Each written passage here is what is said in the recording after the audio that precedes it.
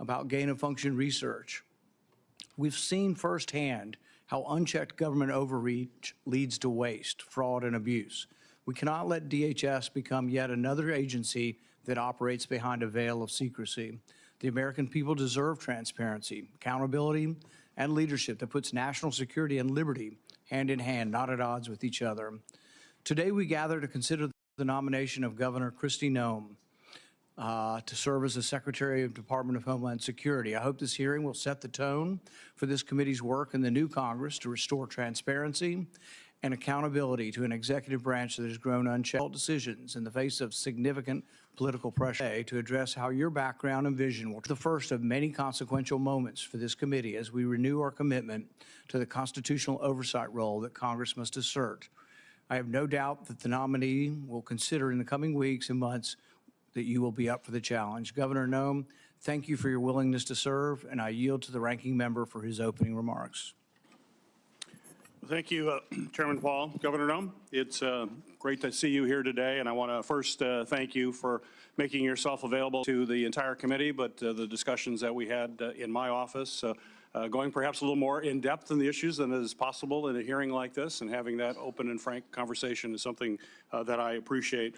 I also appreciate your willingness to spend time with committee staff as we conduct our due diligence and review of your qualifications and a background to serve as Secretary of the Department of Homeland Security. As our third largest federal agency with more than 240 fires, strong, stable, and principled leadership.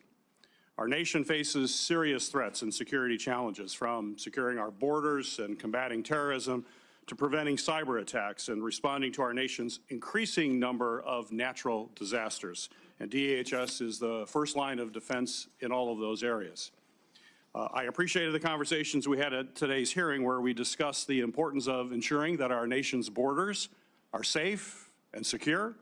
And while we must address the significant challenges we face on the southern border, we also need to ensure that there are sufficient resources to secure our northern border, something I know you're very familiar with. My home state of Michigan, which has two of the nation's busiest border crossings, and we're going to be adding another span shortly, the Gordie Howe International Bridge, which will open later this year.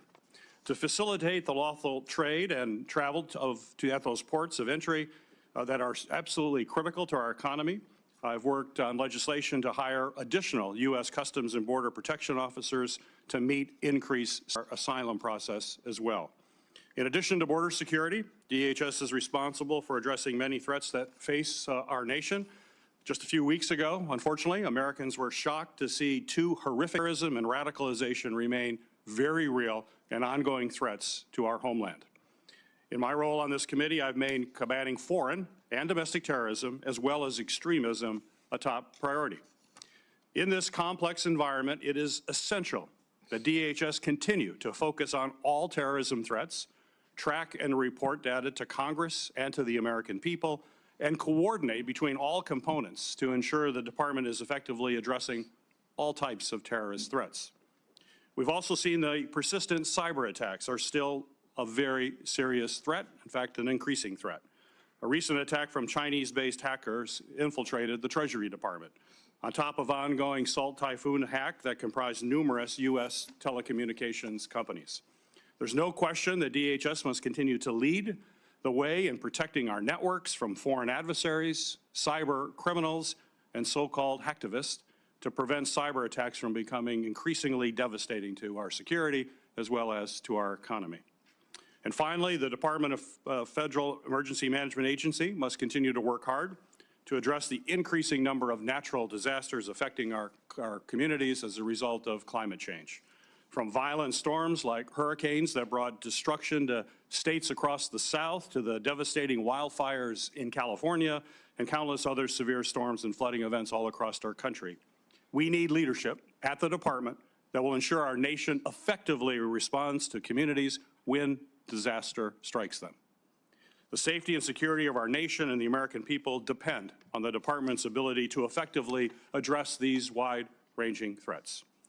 So, Governor Noem, thank you again for your willingness to serve in this incredibly important position, and thank you for being here today. I look forward to having a comprehensive discussion about how you intend to lead this critical department through a series of national security challenges, if indeed you are confirmed. This morning, Governor Noem will be introduced by Majority Leader John Thune and Senator Kevin Cramer. Senator Thune, you're recognized.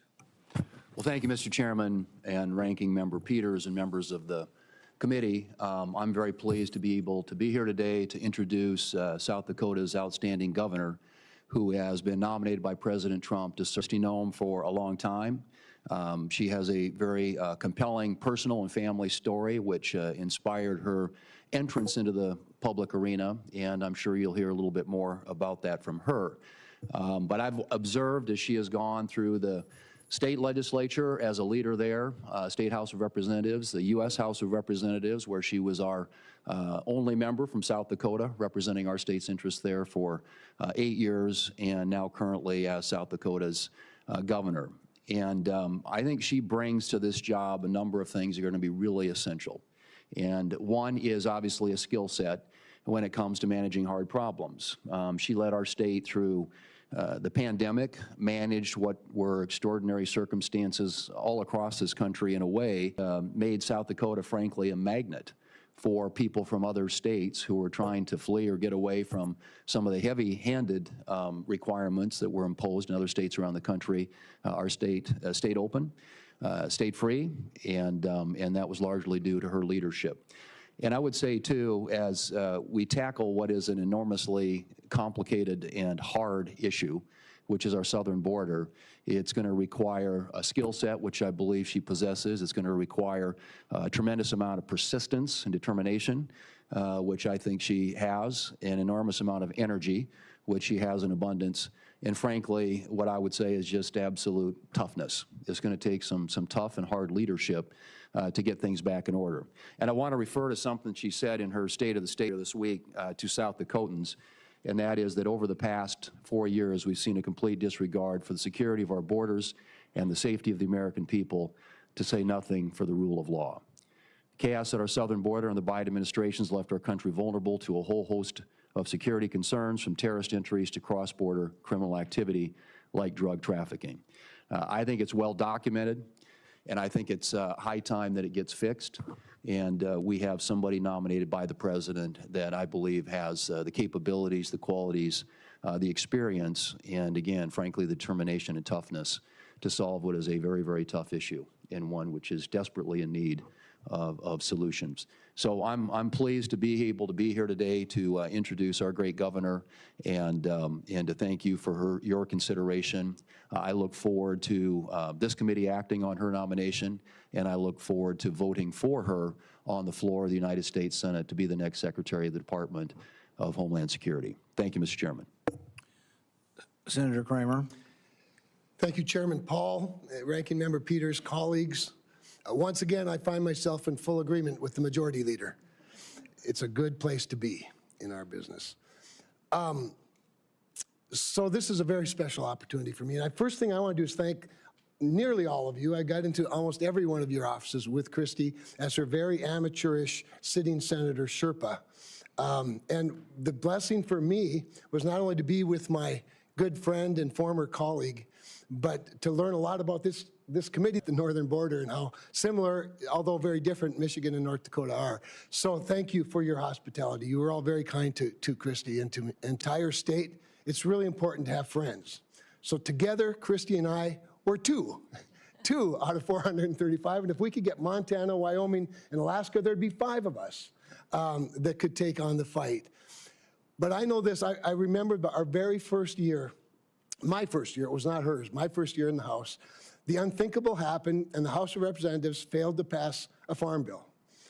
And all I can tell you was the least secure homeland person in America was the Speaker of the House and the Majority Leader the next day, when Kristi and I doubled up, and eventually we got a farm bill done. I say that because we are living at a time, and Senator Peters, you used the words strong, stable, and principled. I can't think of 3 better words to describe Kristi Noem than those 3 words. I would add this. I'm not surprised that President Trump turned to Governor Noem. Securing the homeland is the #1 priority. our number one priority, our number one constitutional priority as a Congress. And it is for sure the number one priority of the voters in the last election. And it is the number one priority for President Donald Trump. So naturally, he would say, who is the toughest, smartest, most capable protector that I know? I think I'd like to find a ranch woman, mom, grandmother who knows how to protect her own. And when you grow up on a ranch in the prairies or the West, nobody else is going to look out for your critters. No one else is protecting your family. You do it. And she brings this skill set, as Senator Thune said, as a leader, as a legislator, as a member of Congress, as a governor. Senator Hassan, I might as well have just left because I was now part of a club where I don't belong. But anyway, it was very, very rich because there's a and to have had this time in your offices introducing her to you. But I want to wrap up because last night I received a very touching letter, unsolicited by either Krist Rock Sioux tribe, which straddles North Dakota and South Dakota. They don't really care who wins the South Dakota State, North Dakota State football game. But they do care about their reservation. And Chairwoman Alkire sent me this letter. Standing Rock is the home of Sitting Bull, in case you were wondering about the credentials of their ability to protect the homeland. I'll just read a few words. On multiple occasions, Governor Noem has invited the Standing Rock Sioux tribe to her table at the South Dakota State Capitol to enter into meaningful discussions. That's what I witnessed when she came to your offices. And Janet writes, and my hopes remain high that you will feel the same about Governor, understand the needs in Indian country and what words like tribal sovereignty, jurisdiction, and consultation mean to the indigenous people. Speaks volumes to her leadership and to her character. It's my honor. Thank you for those great introductions. The committee has also received several statements in support of Governor Noem's nomination, including a letter from 22 fellow governors, the International Association of Firefighters, and 6 other organizations. Without objection, these letters of support will be made part of the hearing record. And I know our senators are going to have to go, but thank you for coming and doing those introductions. It's the practice of this committee to swear in witnesses. Governor Noem, please stand and raise your right hand. Do you swear that the testimony you will give before this committee will be the truth, the whole truth, and nothing but the truth, so help you God? Governor Noem, you are now recognized for your opening statement. Well, thank you, and good morning, Chairman Paul, Ranking Member Peters, and the distinguished members of this committee. I'm honored to appear before all of you today as the nominee for the Secretary of Homeland Security. I want to thank President-elect Donald J. Trump for his confidence in my leadership and the people of South Dakota for their fantastic support throughout my time in public service. I would also like to express to Senator Kramer. He has been an invaluable resource to me throughout this process and given me much wisdom as well as insight into the thoughts and the procedures of the Senate and this body. And I'd also like to express my gratitude to Senator Thune, the majority leader of this esteemed body. He's been an advisor to me for many years as well as a friend, and I'm so grateful for the generous support of these 2 men and their willingness to be here this morning to speak on my behalf and to introduce me to this committee. Now, I'm a wife and a mother and a grandmother, a farmer, rancher, business person. I've served in our state legislature, in Congress for 8 years, and also a governor. I've spent my entire life in rural America. I understand what it means to work hard every single day and to build a better future for your kids and for all of our communities.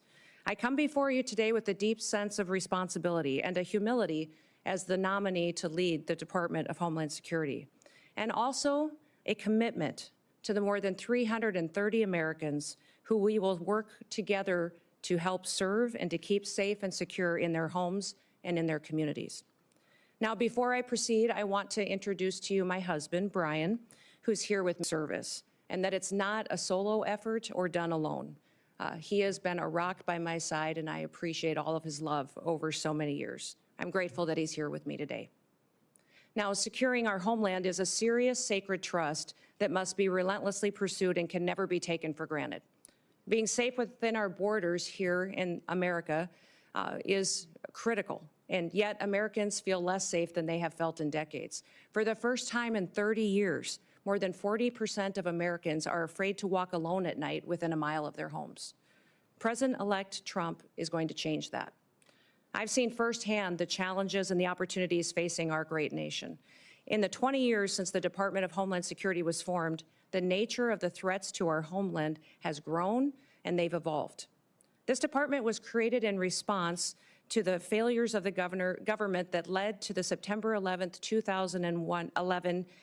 2001 terrorist attacks. And that reality is not lost on me, especially in the wake of the recent terrorist attacks over New Year's.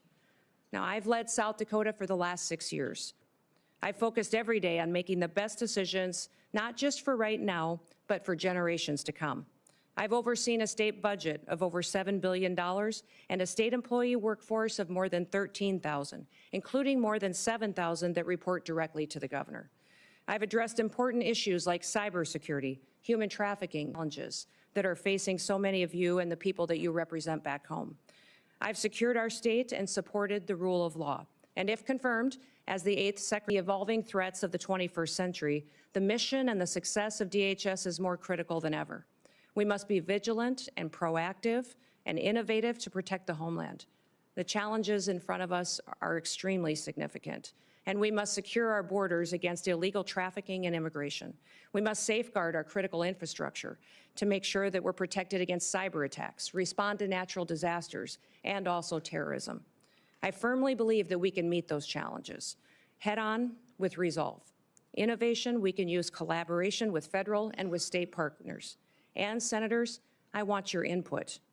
Border security must remain a top priority. As a nation, we have the right and the responsibility to secure our borders against those who would do us harm. And we must create a fair and a lawful immigration system that is efficient and is effective and that reflects our values. President Trump was elected with a clear mandate. He needs to achieve this mission because 2/3 of Americans support his immigration and border policies, including the majority of Hispanic Americans. I was the first governor to send National Guard troops to our southern border when Texas asked for help and when they were being overwhelmed. Border Patrol agents have all the tools and resources and support that they need to carry out their mission effectively.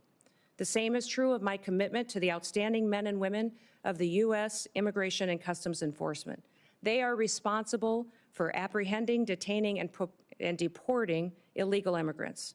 And getting criminal aliens off of our streets and out of the country will help American communities be safer again.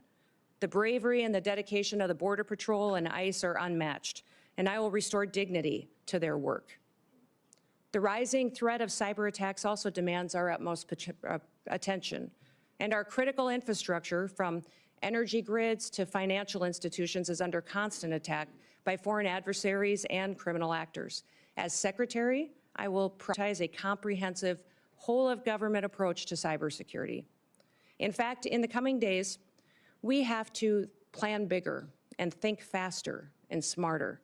I fully acknowledge that people in Washington, D.C. do not have all of the answers, and therefore I will leverage private-public partnerships. I'll advance cutting-edge, state-of-the-art technologies to protect our nation's digital landscape. And I will have a proven track record of doing this in South Dakota in cybersecurity education, because we recognize the need to address this emerging threat. And I will take a proactive approach if given the opportunity to serve as Secretary. Role as Secretary. As Governor, I've worked closely with law enforcement to make South Dakota safer. I've overseen hundreds of state troopers in the South Dakota Highway Patrol, and on several occasions, in fact, while some in this country were attacking law enforcement and defunding them, we took the opposite approach in South Dakota. We recruited law enforcement officers to move to South Dakota, a state that respects their service and their sacrifice. And we revamped our law enforcement training to provide the first ever state-led, tribal-focused law enforcement training academy. I'm very proud of the work that we've done in cooperation with our tribes to help make their communities more safe. And we must remain vigilant against terrorism and against others who wish to do us harm to our country and to our great people. I'll ensure that our intelligence and our law enforcement agencies are working together hand in hand, that they're fully equipped to detect, prevent, and respond to threats from radical ideologies and foreign adversaries. This requires resources, coordination, and collaboration across all levels of government. And once again, I will seek your wisdom and I will seek your input into the months ahead for this. Now, I recognize that Homeland Security isn't just about prevention, but it's also about resilience. When disasters strike, as we know they will, Americans. As governor, I've worked with FEMA in response to a dozen natural disasters in South Dakota. These have included historic floods, tornadoes, blizzards, wildfires, a derecho, and even a global pandemic. As Secretary, I will enhance our emergency preparedness and strengthen FEMA's capabilities, and we will ensure that no community is left behind, and that life-saving services like electricity and water are quickly restored. As Secretary, I will oversee the Secret Service, an agency that is in serious need of reforms. We all saw the threats to President-elect Trump last year and the consequences of failure. Now, that should never happen again. And I've worked closely with my own gubernatorial protective detail, and I'm familiar with what works and what doesn't work. And I'll bring that experience towards strengthening the Secret Service once again. I'm committed to working with this committee, with Congress, and with the dedicated men and women of the Department of Homeland Security to fulfill our mission. And together, we can ensure that the United States remains a beacon of freedom, safety, and security for generations to come. So thank you for the opportunity and the honor to appear before you today. Thank you for the meetings and the time that you took in your office to discuss the department and what we can do in the future to make the American homeland much more secure. I look forward to your questions, and I hope to earn your trust. With that, Mr. Chairman, I yield back. Thank you, Governor Noem. We will now proceed to questions. Each member will have 7 minutes. We will have a vote that will start at 10 a.m., but we're going to continue the hearing and keep people in line as you come and go to vote. We'll keep the hearing moving. I want to be clear from the outset that we will not tolerate any disruptions. The Capitol Police have been asked to escort anyone immediately from the room if they disrupt the hearing.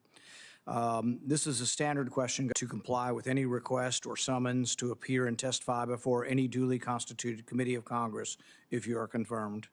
Yes, Mr. Chairman. I'm going to reserve the rest of my time for my questions and go to Senator Peters. Thank you, Mr. Chairman.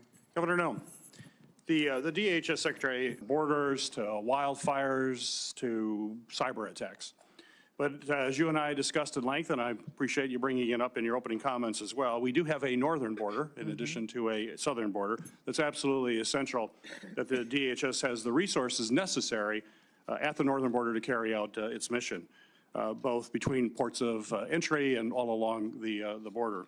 In fact, we've seen an increase in unauthorized crossing along with the southern border, that the northern border is sufficiently staffed to maintain its security and robust trade between the U.S. and its neighbors, including at the Gordie Howe International Bridge in my home state of Michigan, have the resources they need to facilitate trade while keeping Americans safe.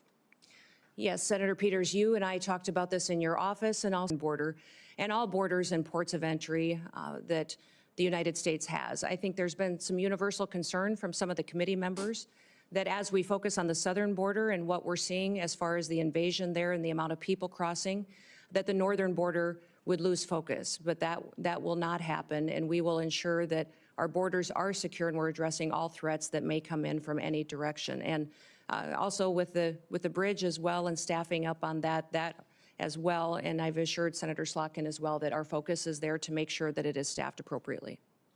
Very good. And as we discussed, the department is diligently working to stand up the Northern Border Mission Center at Selfridge Air National Guard Base in Michigan, following the authorization and funding that I was able to secure in the last Congress. This center is critical to supporting the department's northern border security missions and addressing evolving threats. So quick question, if confirmed, do you commit to working with me to fully build out the Northern Border Mission Center? Yes, Senator, we will look forward, and I look forward to working with you to ensure that that is a priority and that it's adequately resourced, and working with Congress and senators to make sure that we have what we need to make sure that that mission for that base is fully fulfilled. Great, thank you. On New Year's, we witnessed two incidents that reminded us that terrorism and extremism remain. DHS and the FBI have consistently said that the most persistent threat to the homeland is from U.S.-based individuals or small groups radicalized by a variety of ideologies, from white supremacy to ISIS to al-Qaeda. We must certainly continue to focus on people who are radicalized here in the United States. How do you plan to address this threat of U.S.-based terrorists? Senator, this is a grave concern for our country, as we all agree that the #1 threat to our homeland security is the southern border. In fact, since Joe Biden has been president, we've seen 382 individuals that have come over that border that are on the terrorist watch list. Behind me have the governor of Louisiana with me, and he and his state and people in this country went through a horrific event on New Year's Day. Super Bowl coming shortly, which we need to do all that we can to work together, that he has the reassurance that the federal government, that the Department of Homeland Security is prepared to help him protect that event and to keep people safe while they are there. Those 382 terrorists are known terrorists that have come overseas. Now, President Trump obviously won the last election with a clear mandate, and that mandate is for the American people to secure that border. But also, we need to focus on domestic terrorism and homegrown terrorism, which you just referenced in your question. Homegrown terrorism is on the rise.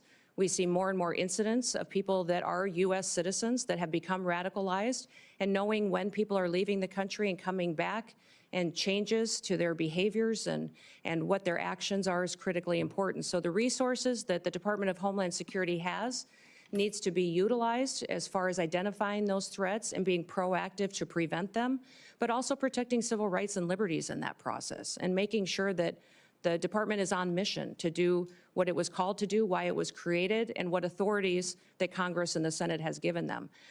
My hope is that Governor Landry and his staff and his people and the people that attend the Super Bowl know that the Department of Homeland Security is their partner, is on watch to protect them, and that leadership has consequences. I hope that we can get through and get your support for this nomination and get confirmed quickly so that we can address the threats that we currently face and make sure we don't have any repeats of the day that we saw just starting this year on New Year's Day. In the last 2 years, we have seen increasingly aggressive and expansive cyber attacks against our federal agencies. Just last month, Chinese hackers infiltrated the Department of Treasury and stole potentially thousands of unclassified documents. So given these concerning trends by the PRC to hold our federal networks hostage, do you believe that federal agencies should be required to implement cybersecurity upgrades and maintain the highest cybersecurity standards to protect sensitive or classified data and U.S. citizen information as well? Well, Senator, find those bad actors and help work with local and state infrastructure, critical infrastructure entities, so that they can help them be prepared for such cyber attacks, and that they can make sure that they're hardening their systems to protect them in the future, recognizing the vulnerabilities that they have. CISA has gotten far off mission. They're using their resources in ways that was never intended. The misinformation and disinformation that they have stuck their toe into and critical infrastructure, and to help cyber attacks that they will face. You know, Salt Typhoon was a campaign of espionage telecoms where large amount of data was stolen and taken, and people's private information was taken as well. And we've also seen China and the PRC go after our critical infrastructure with the Volt Typhoon hack. And that was extremely dangerous because there was no reason for them to do that, just to steal people's data and information. The reason for them to go after that was to control our critical infrastructure, for the ability to see if they could shut down a water plant, a utility company, and that was to cripple our country. So these threats are real. CISA needs to be much more effective, smaller, more nimble, to really fulfill their mission, which is to hunt and to help harden our nation's critical infrastructure. Thank you. Thank you. Thank you. Senator Scott. Governor Noem, congratulations on your nomination. Thank you. I think you're going to do a great job. I think it's great that you're a governor and you bring that expertise to the table. People, I said, at all my events, I say, raise your hand if you think the acting director of the Secret Service is going to tell us what happened. Not one person. I said, what about Secretary Mayorkas? He's running HHS. What do you think? Or Homeland Security. What do you think? I said, how about Christopher Wray? Head of the FBI? Not one person. Mm-hmm. Can you just talk about the importance of transparency and accountability in government and how you're going to bring that to the table? Yeah, Senator Scott, thank you for that question, because that's what I have found across the country as well, and I know it's certainly true in my home state of South Dakota, is that people don't trust the federal government. They don't trust our leadership and this current administration that's in the White House right now to tell them the truth about what the threats really are, about our agencies and departments, when there are failures, addressing them and fixing it. The Secret Service is one of those perfect examples. They need leadership that understands why that Secret Service was created and what it needs to do. There's two elements really that the Secret Service is tasked with, and that is protective detail and then also investigations. Yet we see investigators within the Secret Service out there investigating antiquities and other things that are off mission when they should be focused on making sure we're addressing national security events with the protocols that are necessary and protecting the individuals that they're charged with and getting that skill set and training that are necessary. That's been compromised by not having enough people there and being adequately staffed and resourced. But frankly, the leadership hasn't been on New Jersey as well. The federal government not answering the questions from the public. And when they finally got a straight answer out of President Trump, they felt reassured that somebody recognized that this was something they were questioning and that they deserved answers. My goal and my mission is to build trust. We will undertake a large job and a large duty that we have to fulfill, that the American people expect us to do, by securing our border, to make sure that our nation is a nation with borders, or we're no nation at all, and that we are making sure that those criminal actors that are perpetuating violence in our communities and in our cities and towns and states are removed from this country, that there's consequences for breaking the law in our country again. There has to be consequences, because when Americans break the law, there's consequences.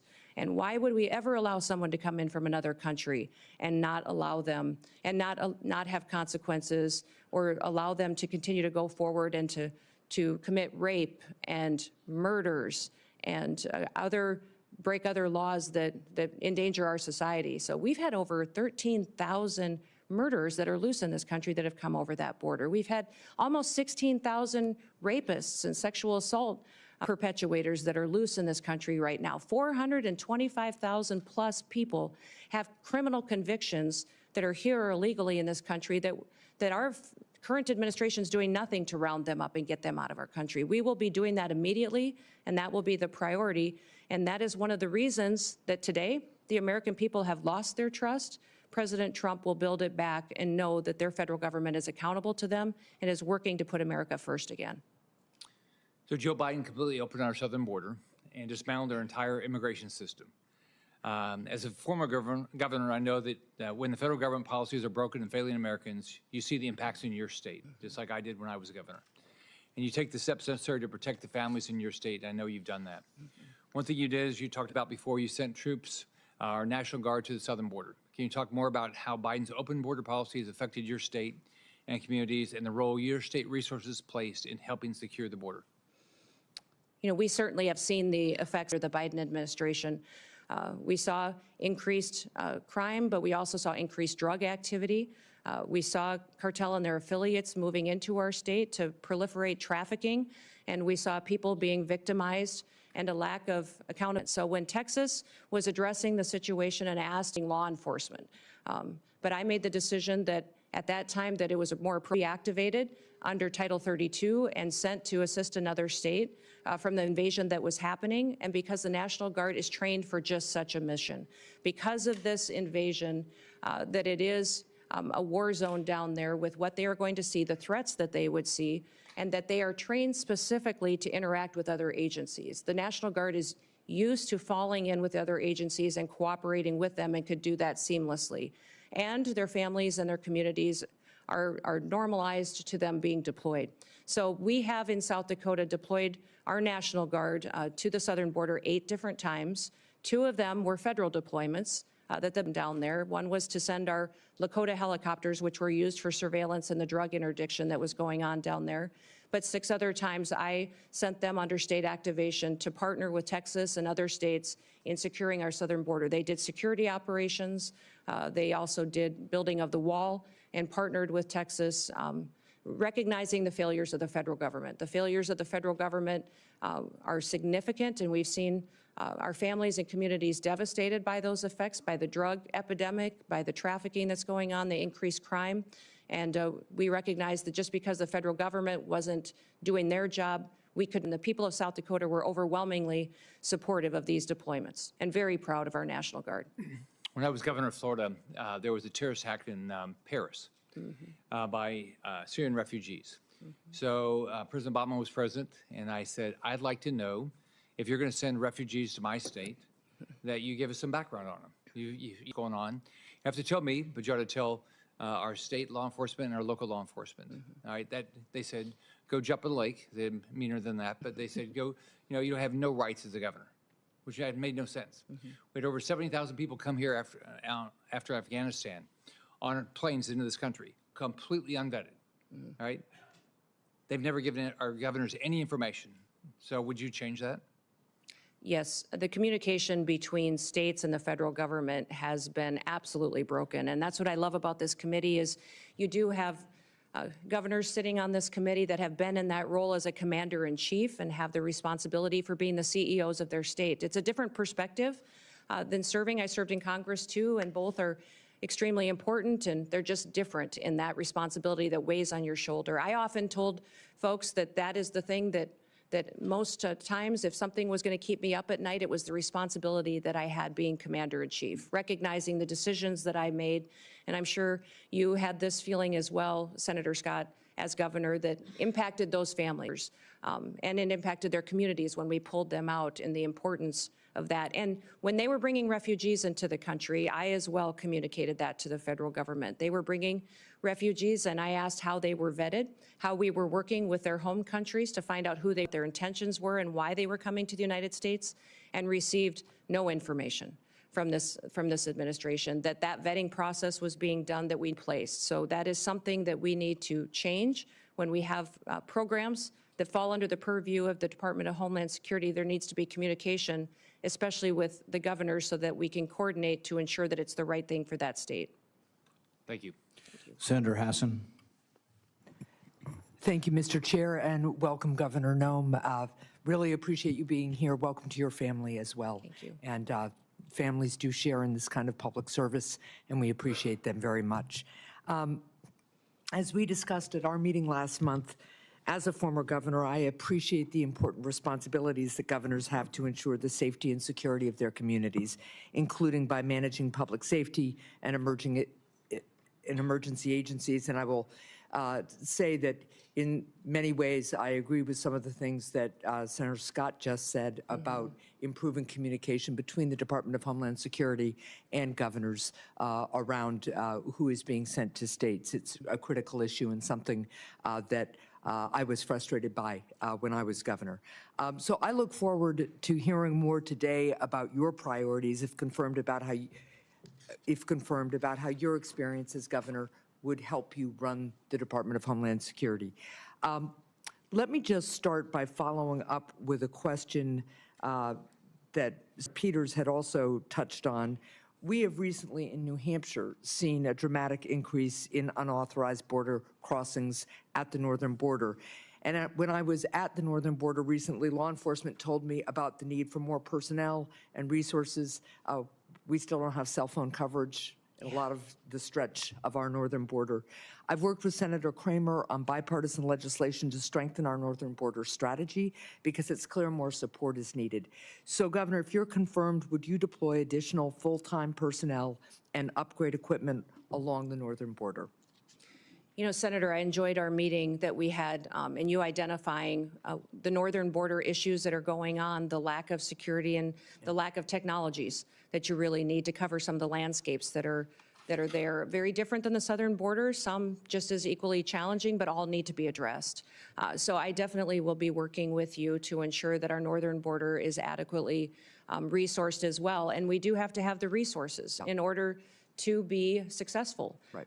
That's something I want to work with Congress, with the Senate and the House on to ensure that the resources are there to meet the challenges that we have.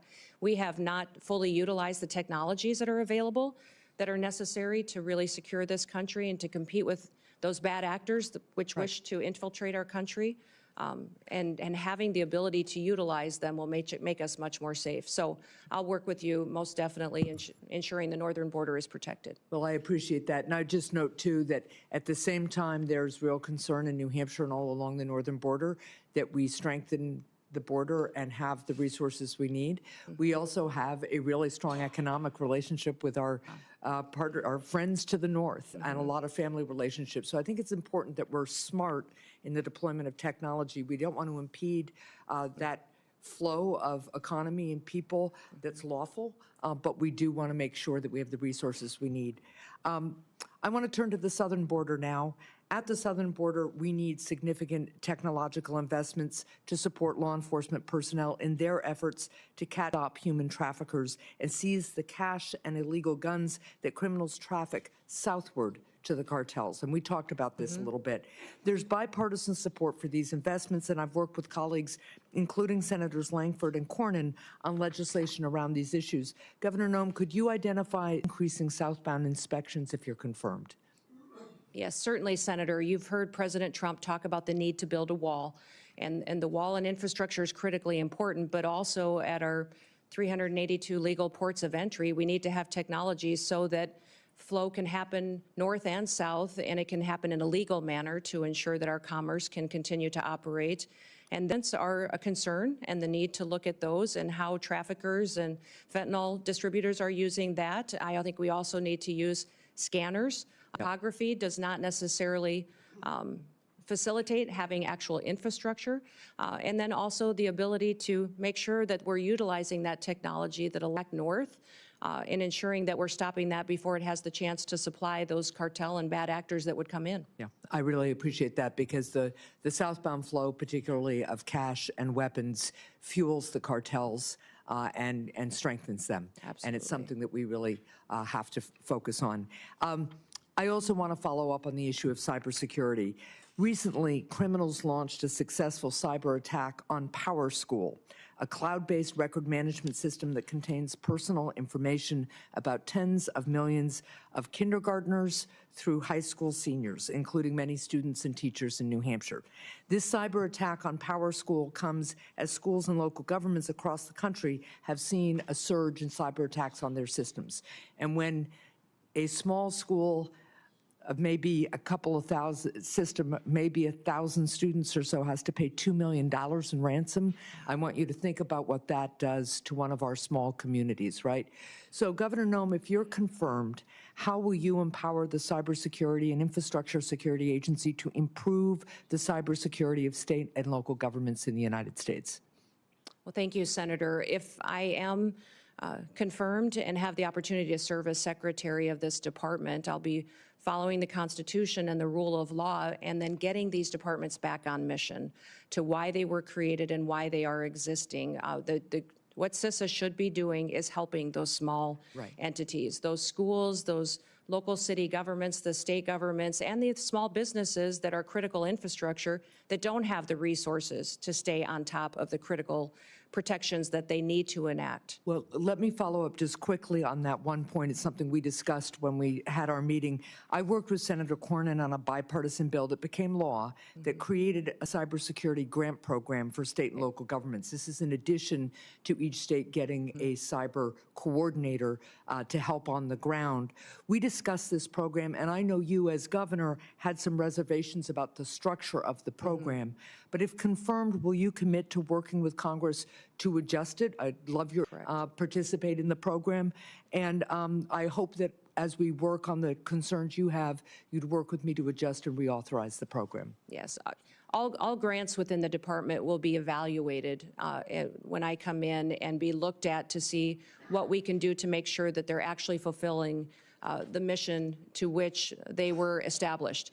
What I would say about the cybersecurity grants in South Dakota, when I came in as governor, one of my main priorities was to bring the next industry into the state. Right. And I determined that that would be technology and cybersecurity. In fact, we have Dakota State University in our state, which is a cybersecurity national leader in training those cyber warriors that we need to protect us and keep us safe. I've since then partnered to grow and so understanding cybersecurity and my experience in that, I think, is critically important to the department and bringing it to the table to do this. You talked about why we didn't take that cybersecurity grant in South Dakota, and it's because the requirements of that grant would have caused me to grow my state government. The administration costs of it would have been much more than what it would have been able to facilitate at the local level, and our state was already pro these individuals that needed the resources to secure their systems. Well, I appreciate that. I'm way over time. There were very few requirements. Purposely continue to talk We about will. that. Thank you. Senator Holling. Thank you, Mr. Chairman. Governor Noem, welcome. Congratulations on your nomination. I'm delighted to see you here. I do notice the chairman of the Ways and Means Committee is over your shoulder is. there. I'd have to question your judgment about who your friends are based on that. The great chairman from the state of Missouri. It's fantastic to have you here. You know, the Department of Homeland Security is not particularly old, but you already have what I hope will soon be the distinction of succeeding the worst secretary in the history of the Department of Homeland Security. Alejandro Mayorkas has been an absolute disgrace to that department and frankly to this country. And I'm delighted to see you willing to step up and serve. Let me just ask you something. I repeatedly asked your predecessor when he sat where you're sitting whether the southern border was secure. And he repeatedly told me under oath, it is secure, Senator. And he repeatedly said under oath, our policies are working, Senator, meaning the Biden administration policies that, of course, gave us this devastating open border. So let me just ask you, is the southern border secure as we find it today?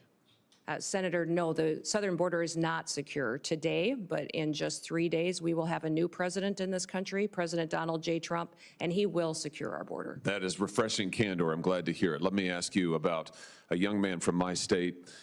This is Travis Wolf, who's 12 years old when he was killed. Just a vehicle hit him head on, doing 75 and a 40, killed him. Others were severely injured. Just yesterday, a witness sitting where you are sitting today told this committee that migrant crime is, and I quote, not an actual concern. Not an actual concern. In a hearing before this committee advising us to drop the Lake and Riley Act and not focus on migrant crime. You know, in my state, with the death of people like Travis Wolf and Officer David Lee, who was assaulted and killed in St. Louis, and officers in Kansas City who have been assaulted by illegal migrants, and others who have been carjacked and stabbed, would you agree with me that migrant crime sure as heck is an actual concern and that you intend to do something about it? Yes, Senator, absolutely. And I am so sorry about Travis and my prayers go out to his family. I can't even imagine what that is like. And thank you for telling his story, because there's so many families in this country that have that same story. And they don't understand why the federal government is allowing people to come into this country illegally and then perpetuate crimes against their people and then give them resources and shelter and food and debit cards to go take care of their families when they go to work every single day to make sure that they're providing for their families and are held accountable to when they break our laws. Let me ask you this. Will you work with President Trump to reinstate the Remain in Mexico program that the president had in place in his first term, which does so much to ensure that those who would seek to abuse our asylum system are not allowed into the country, and those who have legitimate asylum claims, their claims are processed in due order and in due course, but they wait in Mexico until those claims are fully processed. Will you work to reinstate that program? Yes, Senator, the president and I have talked extensively about this and will 100% partner with him to reinstate the Remain in Mexico policy and make sure that it's in place. Fantastic. I think Travis might be alive today if that policy had been in place. Let me ask you about CBP One, the phone app that I've called Concierge Service for Illegal Immigrants. I'm sure you're familiar with it. This was the Biden administration's effort to allow asylum seekers to apply ahead of time using their phones, but not actually to provide any evidence that they needed asylum. There was a newspaper report, a press report that said the only problem with the app is it never asks users, are you seeking asylum? The app into the country on parole. Sometimes they're never given a hearing. The Inspector General actually did a report, a full investigation report on CBP One, and found that frequently users of this app were claiming the same nation, even though they didn't know each other, they weren't family connections. In other words, it has been completely abused.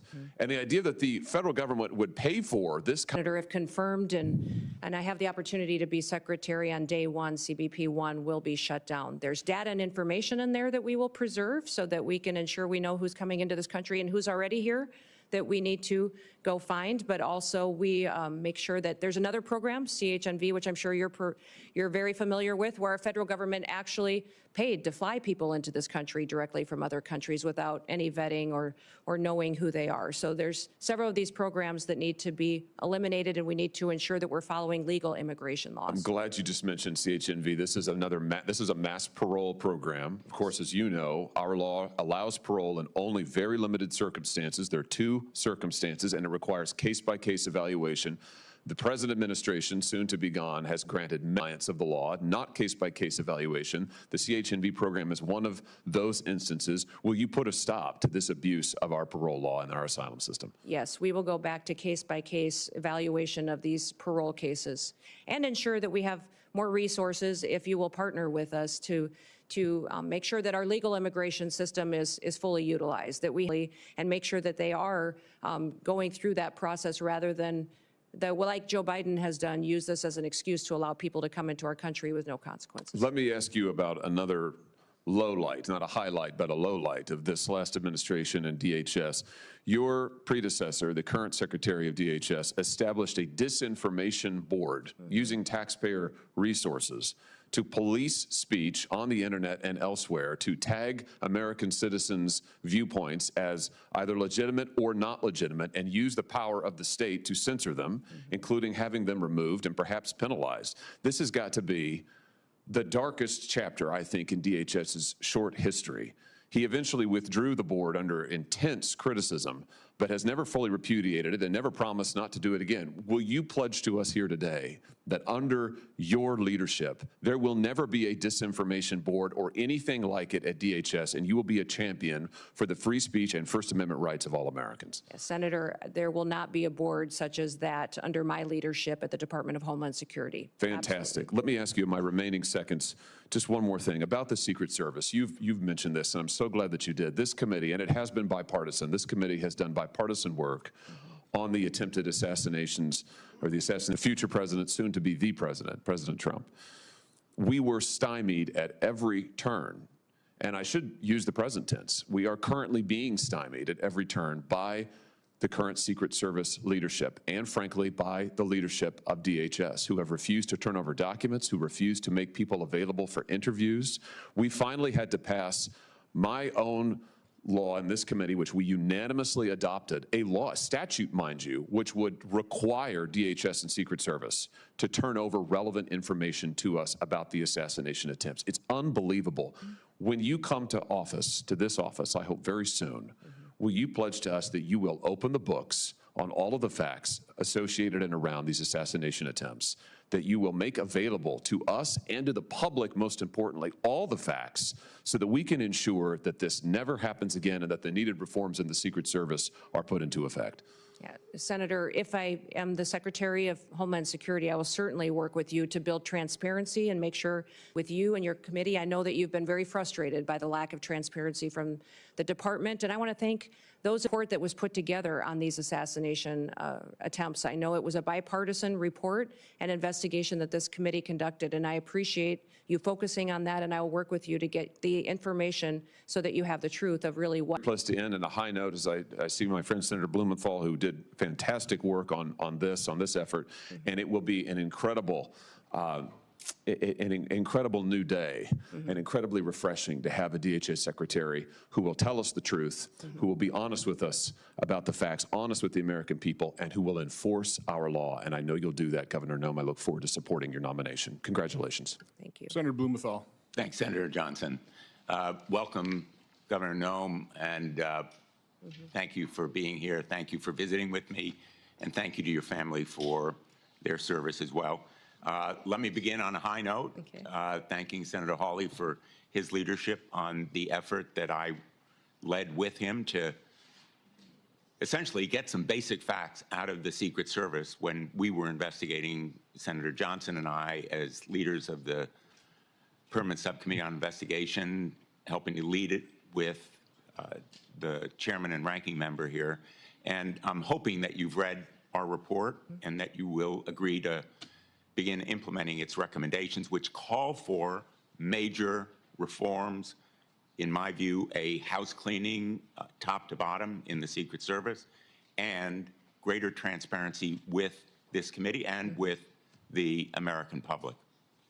Yes, sir. I will certainly work with you to do that and to work to make sure that we have that transparency and the committee has the information that it needs to do due diligence of its oversight. Our investigation is continuing to the fact-finding that is so important. I want to ask you about disaster relief. California is on fire.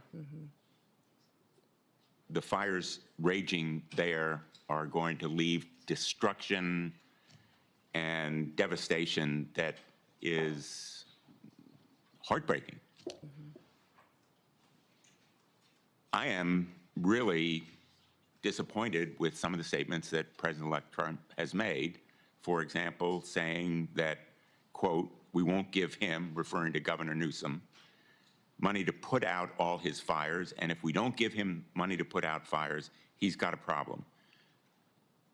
The specter is there of potential discrimination based on politics, withholding money from California or other states.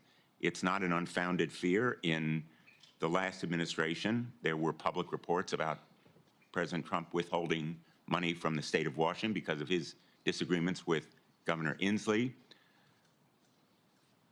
Connecticut, like the rest of the nation, suffers from these natural disasters. Most recently, in August, we were hit by major flooding, and these natural disasters are going to become more frequent, as will be the need for the federal government to meet the requests for declarations of natural disaster. I assume you will agree with me that withholding disaster relief by President Trump or any other chief executive of the United States is a violation of his duty and of law. Well, Senator, leadership has consequences. And looking at the tragedy that's happening in I want to California ask you yes or no, with all due respect. It's an easy... What's happening in California is the ramification of many decisions over many years. But under my leadership at the Department of Homeland Security, there will be no political bias to how disaster relief is delivered to the American people. So if President Trump were to say to you, we're going to withhold money from Connecticut or Michigan or any of the states, Iowa, because we don't like the governor or we don't like the politics of the state, you would stand up to him and say, Mr. President, we need to allocate that money. Well, Senator, in 3 days, President Trump will take an oath to uphold the Constitution and the rule of law in this country, and he will do that, and I'll be glad to have him back. I will do the same. I will deliver. And I apologize for interrupting you, but my time is limited, as you know, as a veteran of these hearings. It's more than a hypothetical. It's based on experience with President Trump withholding money from Washington State and elsewhere. I need to know from you, will you stand up to the president and say, no, the Constitution and the Impoundment Act requires us, for example, to allocate the $100 billion that we have just appropriated in the last session to states like Connecticut, $3 million, Texas, $10 million, almost every one of the states represented here. Will you say no to the president if he withholds that money?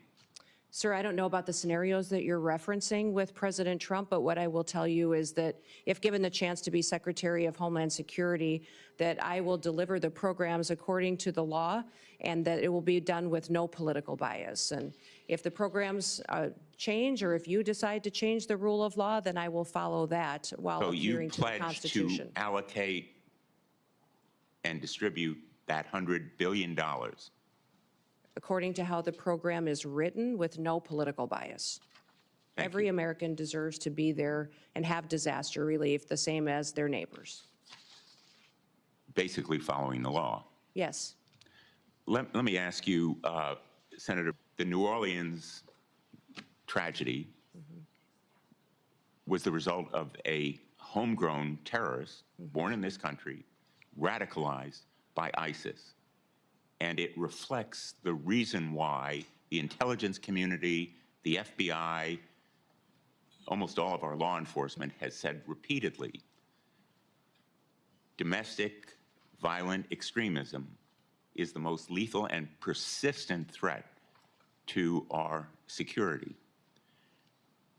That terrorist was radicalized by ISIS.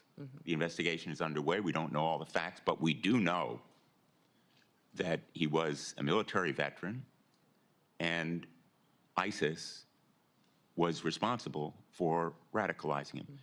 Shouldn't we focus on ISIS as a threat to this country's security? Senator, certainly we should be focused on all threats to this nation's security. That's the mission of the Department of Homeland Security, and homegrown terrorism is growing. We have more and more incidences. The tragedy we saw and the terrorist attack in New Orleans. What will you do to combat it? What will you do to stop ISIS and other extremist organizations from radicalizing people in this country? Well, certainly, Senator, I'll continue Secretary of State and the other branches and cabinet officials to make sure we're bringing all resources to bear to identify and to stop these types of terrorist activities. What I would say is the cybersecurity and intelligence elements that we have within the Department of Homeland Security have been incredibly siloed. They have not communicated with other intelligence agencies like they should and partnered. INA has some interaction, but not enough, and we also need to have CISA have interaction with the FBI, CIA, to make sure they're working together to stop these types of threats and identify when they're growing among our citizens and how they become radicalized. My time has expired. This area of questioning, I think, is supremely important. I know there's a lot of focus on the border. We all want more border security. We want to stop migrant crime, but let's not take our eye off the ball. The governor of Louisiana, for the Super Bowl, ought to be really riveted as a threat. And I hope that you will help him and other governors to do their duty to protect the people of the United States from that homegrown terrorist threat. Thank you. I look forward to working Senator with you. Ernst. Thank you, Senator Johnson. Governor Noem, thank you so much for being here today, and I want to thank you for your continuing service, the service that you had as a member of Congress, the service that you have displayed as a governor of the great state of South Dakota, our neighbor to the northwest, and for being willing to step up and take on this immense responsibility. So thank you so very much. Border and fixing our broken immigration system. And I'd like to start today by sharing a story about one of my constituents from Council Bluffs, Iowa. And what we have seen through this broken border is tragedy that strikes so many families across the United States. So very similar to the story that was shared by my colleague from Missouri with his constituent, Mr. Wolf. I have a young woman by the name of Sarah Root who encountered tragedy on January 31st, 9 years ago. So Sarah Root was struck and killed by an illegal immigrant who was drunk driving. He was driving at 3 times the legal limit of alcohol. And Sarah's killer was bonded out before the Roots laid her to rest. He fled the country and has not been seen or heard from since. The Root family has not seen justice. So, Governor, how do you plan to prioritize the detention and deportation of illegal immigrants like Sarah's killer? Well, yes, Senator. Thank you for telling Sarah's story. I remember when this happened because it was so close to home and so devastating for her and her family and the entire state of Iowa and our country. President Trump is focused on making sure that these types of situations don't happen again, that we don't continue to lose our children and our family members to illegal immigrants that come in and perpetuate crime and with no accountability, and then are released with no consequences. So the number one priority of the president is to secure the border and to deport these criminal actors immediately and as soon as possible. They will, in fact, people, I think when they first heard my name being mentioned and nominated for the Department of Homeland Security, maybe thought it was a little bit of a surprise.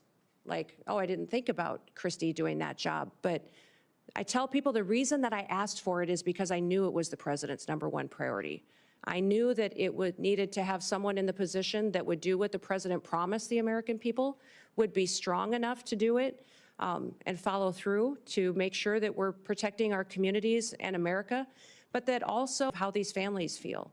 That was a wife and a mom and a grandmother, and would be able to stand up and communicate to the American people what we were doing and why we were, because it's what they asked us to do. I have 3 grandchildren and 1 more on the way, and when I look at little Miss Addie every day, I just think, what kind of a country is she going to grow up in? What kind of a country will we leave her and her brother and a sister? And I don't want them to think that their grandma sat on the sidelines and didn't do all that she could. So I will enforce the Constitution and will make sure that when people enact horrific things like this that happened to Sarah and her family, that there will be. Absolutely. And as a fellow grandma, I know that you are perfectly positioned to enforce this. I do want to move on to another topic that we visited about in my office. So I'm the founder and the chair of the DOJ Senate caucus.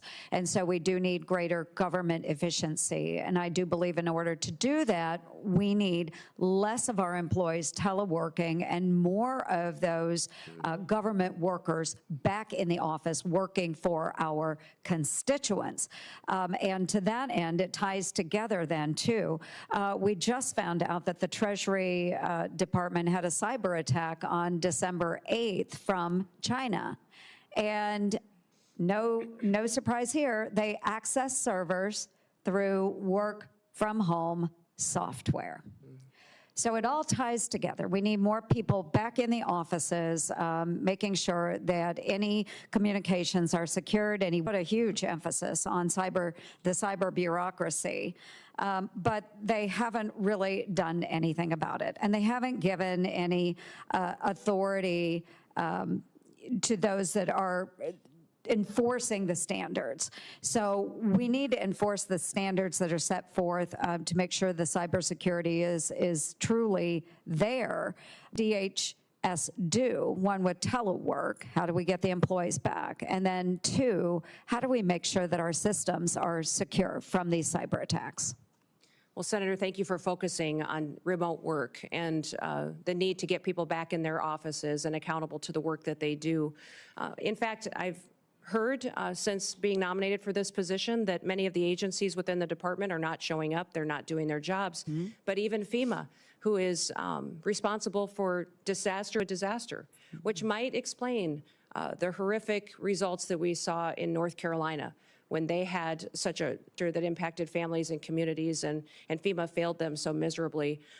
If it's not even a responsibility of them to show up when terrible things happen, what other day-to-day activities are not getting done because they're working for home or not doing their job at all. You talked about cybersecurity and the need to ensure that our systems are safe and secure. One of the things that disturbs me the most is that we don't necessarily even know how some of these espionage attacks that have infiltrated our systems have happened. We don't know how to stop them yet. We don't have the knowledge, and that our departments and intelligence agencies and cybersecurity agencies have become siloed and aren't working together to stay in front of these bad actors. But many times our most vulnerable area happens at the state and local level. Some of these smaller entities that feed systems is where they choose to infiltrate and get our data and to really hold for ransom many of these companies and then impact our federal systems as well. So one of the first meetings I had when I was elected governor with the former governor during the transition was he said the number one priority you're going to have as governor is to secure our systems. He said our systems are so antiquated, and we've had over 16,000 hacking attempts in just the last month. You need to secure our systems and get it done. So that was a priority for me. And to do that, and we fully funded it and got it done in South Dakota, and it's being implemented today. I look forward to doing that at the federal level to make sure that people's data and information is safe, but also our country is safe from these bad actors that have a plan to take us out. Well, thank you. My time has expired, but I do want to end on a note that another thing that I do truly appreciate is that as a governor, you have worked with those local constituencies as well and those local governments. And I know that this will be an incredible strength, the governor, very much. Thank you, Mr. Chair. Senator Kim. Thank you, Chairman. Governor, it's good to see you. Good to see you again, Thanks for too. coming before our committee. I wanted to just ask you, not just about your work, but how it's going to fit into the broader incoming Trump administration. And in particular, I guess, Tom Homan's. I guess I just want to ask you just point blank, like, who's going to be in charge of the border? Well, the president will be in charge of the border. It's a national security issue, and the president is in charge of this country and has made a promise to the American people, and we will fulfill his agenda. Well, that was a good answer. It's the answer I would have given as well. But I guess I got confused. When Trump made the announcement about Tom Homan, he said, quote, I'm pleased to announce that Tom Homan, and said that he's in charge of our nation's borders. So I guess, again, I'd just like to go back to you. How are you going to work with Mr. Homan? What is the division there? I'm trying to get a better sense of who's in charge. Yeah, Tom Homan is an incredible human being who has over 30 years of experience. Incredible experience. Yeah, I get at the that. border I'm just trying to and think the through insight and wisdom. decision-making process Yeah. when it comes to your work. For instance, will he be giving orders directly to CBP, ICE, USCIS? Tom Homan has a direct line to the president. He is an advisor to the president, the border czar.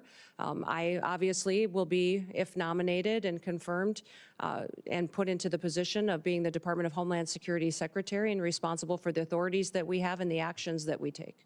I say this because I actually want to make sure that we're empowered, codified by Congress, and move forward. That started this after September 11th. It said, quote, all functions of all offices, employees, and organizational units of the department are vested in the secretary.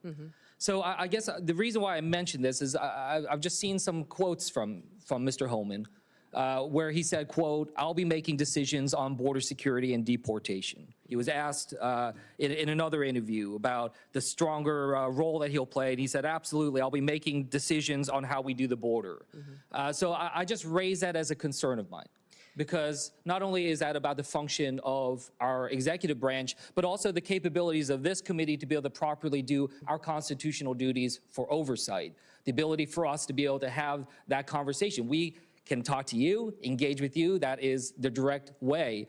But if he is going to be making decisions, then he should come before this committee as well. And I know that that's something where, as far as I know, his role will be directly at the White House, is not something that will be under the purview directly of this committee. So I just wanted to raise those concerns. Yeah. Tom and I work very well together, and I would say there's no authorities being planned to be taken away from the department or myself if I'm in the role, and But we'll it sends continue some to mixed oversee signals. CBP. You can understand how he's in charge of our border. So, I urge, that we're going to empower the next secretary, because that's where, our laws are invested in our decision making. Yeah. Well, thank you, Senator, and we'll make sure you have all the information that you need. And Tom working directly with the president and I working directly with the president hope to help you get all that you need to reassured that the authorities will stay the same as they currently are, but we will continue to work to secure that border and make sure that we're working together in that way. I want to just switch gears about, you raised the concerns about terrorism, especially foreign terrorist groups. I guess I just want to ask you, what are the major foreign terrorist groups that are, well, first of all, what are the major foreign terrorist groups that are out there that we're tracking? Which are the ones that are concerns to us in terms of potentially trying to inspire or coordinate an attack upon us? And if you can just give me a sense of what their current capabilities are to try to enact that. Well, I think we face organizations that are out there. Yes, so I just wanted to get a sense of your knowledge of the all the organizations. traditional terrorist organizations that have always threatened the United States. Such but I would as? also say, Hamas, ISIS, continuing down that path of those terrorist organizations. But and what they are doing, listen, I've told people for years, for over 30 years, I've worked on national policy, on food policy, on agriculture policy, and I've seen the Chinese agenda to infiltrate our country, control our food supply chain, but also their manipulation of their currency and stealing our IP. And now I believe that this fentanyl crisis that they have flooded our country with is geared, and the purpose of it is to kill our next generation of Americans. No, It is to I don't control us. discount the So importance when you of those. focus on one or two groups, I think it takes your eye off the ball as to where all the threats could come from. We just spent a significant amount of time talking about homegrown terrorism as well. Correct. And I'm glad we're having that conversation. But the reason why I mentioned it, I was not trying to quiz you or anything of that. 2025 lists 3 organizations, lists Al-Qaeda, lists ISIS, in particular ISIS Khorasan, and the IRGC and the threat from Iran. I just want to make sure that I get it. You know, you're talking about the importance of the border. We all understand that. We want to work with the incoming administration to try to have an orderly process, one with that. But I just want to make sure that in particular with DHS, the primary mission, you know, if we look at the founding legislation, the primary mission, the very first mission is prevent terrorist attacks within the United States and do everything we can to minimize that type of threat. So yes, I do think it's important for us to focus in on 1, 2, or 3, or just wherever these terrorist groups are at. Yes, I know that part of that effort to try to minimize terrorist attacks is through through the work that we try to do to secure our borders, all of them, air, sea, and land. But the primary mission still is about preventing terrorism, not just the border security. That's a tool to be able to accomplish that. So I just raise that with you. I want to make sure that the next Homeland Security Secretary has a very detailed knowledge and understanding about the terrorist groups, their capabilities, and is tracking that on an absolute daily basis, and that they understand that is their top mission. And with that, I'll yield back to the chairman. Senator Johnson. Governor Noem, welcome, and thank you for your willingness to serve. You'll be taking over a massive federal government agency, 240,000 employees. It's probably too massive. I think had I been there back then, I don't think I would have assembled these 22 different agencies in this massive department, but that's what we've got. It's a department that the previous administration, I think, is completely missing Customs and Border Protection to do that, to protect our border and secure it. They've utilized those resources to incentivize a massive influx of illegal immigration. Instead of using the Cybersecurity Infrastructure Security Agency to do that, they instead engaged in mission creep and utilized it to censor Americans with the Misinformation Board. I am concerned about disaster relief, just federal disaster relief in general, greater and greater and increasing levels of moral hazard, resulting in higher costs of these disasters. So let's cover each one of those kind of in order. How do you gain control those individuals who, instead of securing our border, opened it up? Well, Senator, this has been a big topic of conversation in most of the meetings that I've had with the members of this committee was how do we fix this agency, which the reputation is that it's broken and dysfunctional. I think that was the question I get asked the most is why would you want to head up such a dysfunctional department? And I would say that because the mission of the department is to secure the homeland and our people. It's our biggest vulnerability right now. And we have a president that's not enforcing the law. And I don't believe the law should be unequally applied. Everyone should be subject to our laws, and a nation without laws and without borders is not a nation at all. So I will work by ensuring one of the things that Senator Ernst talked about, people have to show up for work. I think there's going to be a majority of people who don't have their primary mission to secure the homeland, that if they don't want to show up for work, then maybe they're just not truly passionate about protecting America. I think they need to do that, and they need to recognize what their job is. The morale in DHS is very low. I'm going to let people do their jobs. I'm going to remind them what their jobs are. Some of these Border Patrol agents haven't been able to do their jobs for a very long securing our border, which is why they were recruited and wanted to serve there to begin with. We're going to build partnerships with local law enforcement, with ICE and task forces. So we're communicating again with local sheriffs and mayors and law enforcement to partner together. When you talk about the fact that this is such a broken agency that needs so much improvement, a lot of it goes back to why we're recreated and are we fulfilling that mission and making sure that these individuals are getting back on task. So under my chairmanship and under the Trump administration, we did rename a part of DHS, the Cybersecurity Information Security Agency. I in no way, shape, or form ever contemplated that the sub-agency within DHS that was really focused on securing us against the cyber threats and other threats to our infrastructure would ever be used to violate the Constitution the way it was used to violate the Constitution under the Biden administration. This administration has been completely opaque. We do not have the information to know and the communication in terms of what all happened here. So my question relates to how they misused CISA. Will you commit to providing the transparency, providing the information, investigate it yourself, but provide this committee, my subcommittee, the information to expose the truth to the American public, but even more importantly, propose a piece of legislation based on our investigation, based on those results, to fix it so that no administration can ever misuse the language of the law to commit that kind of unconstitutional act and violate people's First Amendment rights.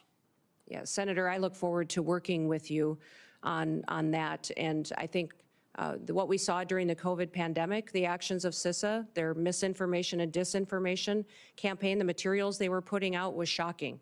Shocking at what they were doing to decide what was true and how they were trying to manipulate the American people. We saw it in elections and Russia influence as well.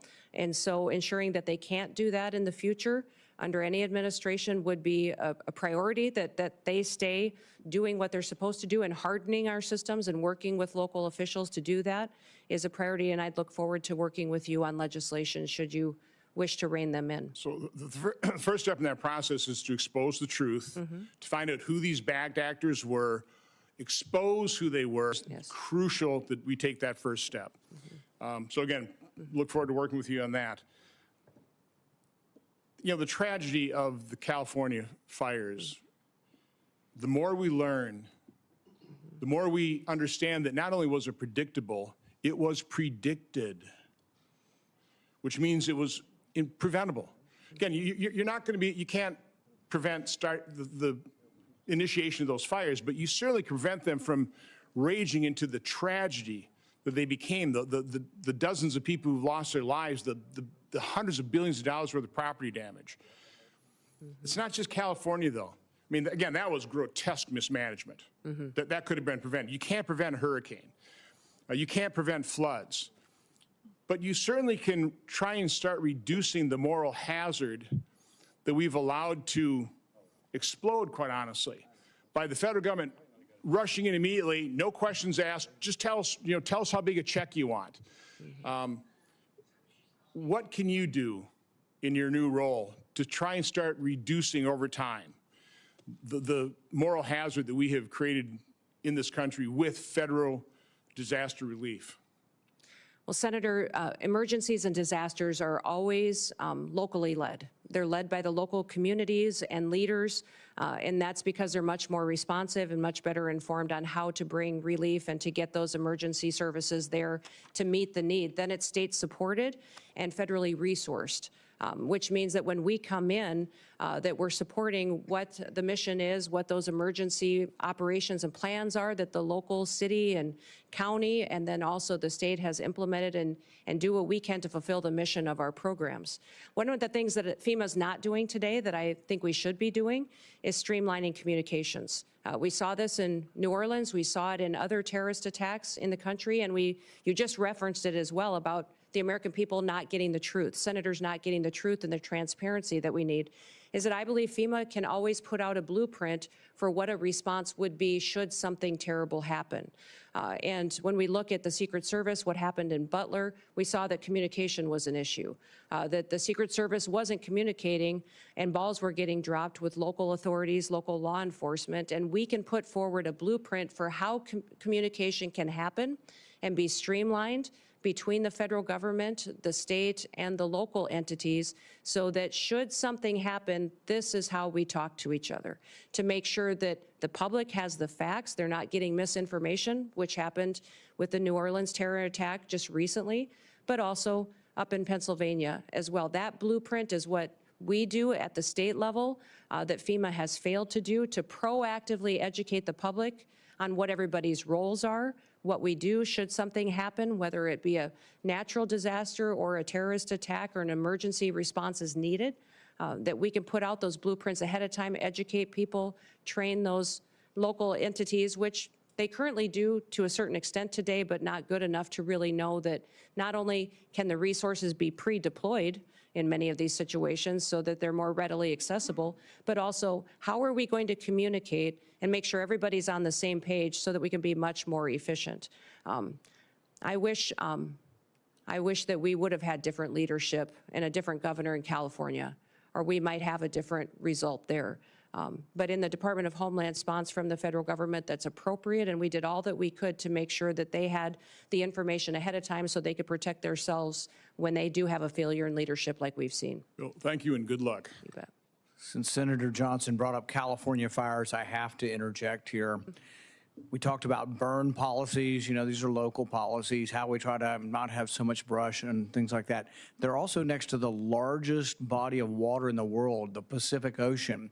So I see these homes all burning on the beach in Malibu, and I'm like, wow, if they just had a generator and a hose, you start sucking the water out of the Pacific Ocean. But you could do more than that. You could pump it and put it in cisterns up in the hills a mile or two in. You know, it doesn't rain very much there, but why don't they take the ocean water, put it in cisterns, and have a bunch of water ready when a wildfire shows up? But it's like, once again, bad local government. Senator Gallego. Thank you, Chairman. Thank you, Governor, for your attendance, and I appreciate us meeting last week and our frank conversation. So in partly following up to our conversation, in recent years, I've been in very close contact with our Arizona border communities, which are unlike other border communities, and about the funding needs to address SSP. Without this funding, border communities must bear all the financial burden for national immigration challenges and the broken border in general. So that means police, fire, hospital systems, in general, anything of that. And at the same time, they will also face the potential challenges of street releases. And again, these are very small towns on the security issues and just not fair to them. And we get lumped in with places like New York and Chicago about how they do their shelter programs. Our shelter programs are not the same as New York and Chicago. We do not permanently put people in apartments or anything of that nature. We are trying to move people away from the border so that way they don't become a burden on these very, very small communities. So I'm very highly concerned, as I told you in our meeting, when the SSP program becomes politicized and to the point where we get lumped in with those programs I don't think are effective and are actually counterproductive, and it ends up depriving our small Arizona borders of these very, very vital funds that they need. So as DHS Secretary, how would you ensure that border communities are not left to respond to and pay for these immigration influxes, the broken border system on their own? And would you commit to helping really not politicize or just join the SSB program to the point where places that are doing things correctly, like Yuma, Arizona, like Pima County, like Cochise County, aren't lumped in with the people that are doing things incorrectly, like New York State and Chicago? Well, Senator, thank you for the conversation in your office about the program, FEMA, the southern border and the challenges, and then also the difference between your state and how you utilize funds versus other states. I would say that my hope is that if given the opportunity to serve as secretary, that the federal government would no longer, and I believe as President Trump has promised the American people, facilitate an invasion, and that your communities in Arizona would no longer have the issue with having people in your small towns and communities that you need to figure out how to take care of and get them to where they want to go in other places of the country. The president has promised he will secure the border, that we will uphold extensively about the SSP program and how you've utilized it. But getting these programs back to what they were intended is important. FEMA is a disaster response agency, and some of the facilities that have been utilizing these types of funds and dollars need to be reevaluated, and to make sure that it's truly doing the service that is upholding our nation's laws. And certainly I understand reevaluating, especially how some of these states have been using it. In an ideal world, we don't have to have a program like that because we don't have this mass of humanity that's coming towards our borders. But even under the first Trump administration, we actually still needed it also. So this is why my concern is to not get rid of this program because, again, these small communities, I'm talking communities of maybe 10,000 people, maybe only 6 or 7 cops are going to end up really bearing the brunt. And we're not a big state. We can't really compensate for those types of losses. These small communities are also largely in, you come from a rural state, counties that are largely rural with a lot of federal land, so they actually don't even have a tax base. So when the broken immigration system sends people to these borders and we end up not having to have enough, these communities don't have enough money to pay for cops, firefighters, overtime for hospital systems, it's that type of program that keeps these small communities afloat. So I just want to make sure, that again, this does not become politicized and that we are kept separate from, I think, the mistakes that other states have taken on. Moving on, in Arizona, we have large parts of the border that run through tribal lands. We have 22 federally recognized tribes. We have great relationships with these tribes. They want to be collaborative. And then we have some great programs that have worked in the past. For example, the Shadow Wolves program with the Tohono O'odham Nation. It's a really good example, collaborative program of tribal law enforcement that worked with DHS to make sure they stop human smuggling and cartels going through the borders. But as DHS Secretary, what is your plan to consult with our border tribes and work together to balance both national security but also their sovereignty? Yeah. Well, Senator, I believe that my experience as governor and my relationship with working with our tribes is going to be an incredible, powerful tool for me to bring to bear at the Department of Homeland Security to work on how we secure our southern border, but still respect their sovereignty and still be able to work with them. This year, when looking at public safety issues that we had in South Dakota and their lack of ability to hire tribal officers on our reservations in South Dakota, I offered to train federal law enforcement officers, BIA officers, but also their tribal police in South Dakota at no cost to our tribes. And it's been an incredible, powerful tool that we've had to build relationships. Those tribal police had the chance to go through academy with the local maybe deputies from the counties and the state highway patrol troopers that were coming on board. And those relationships have built partnerships in our state that we didn't have before.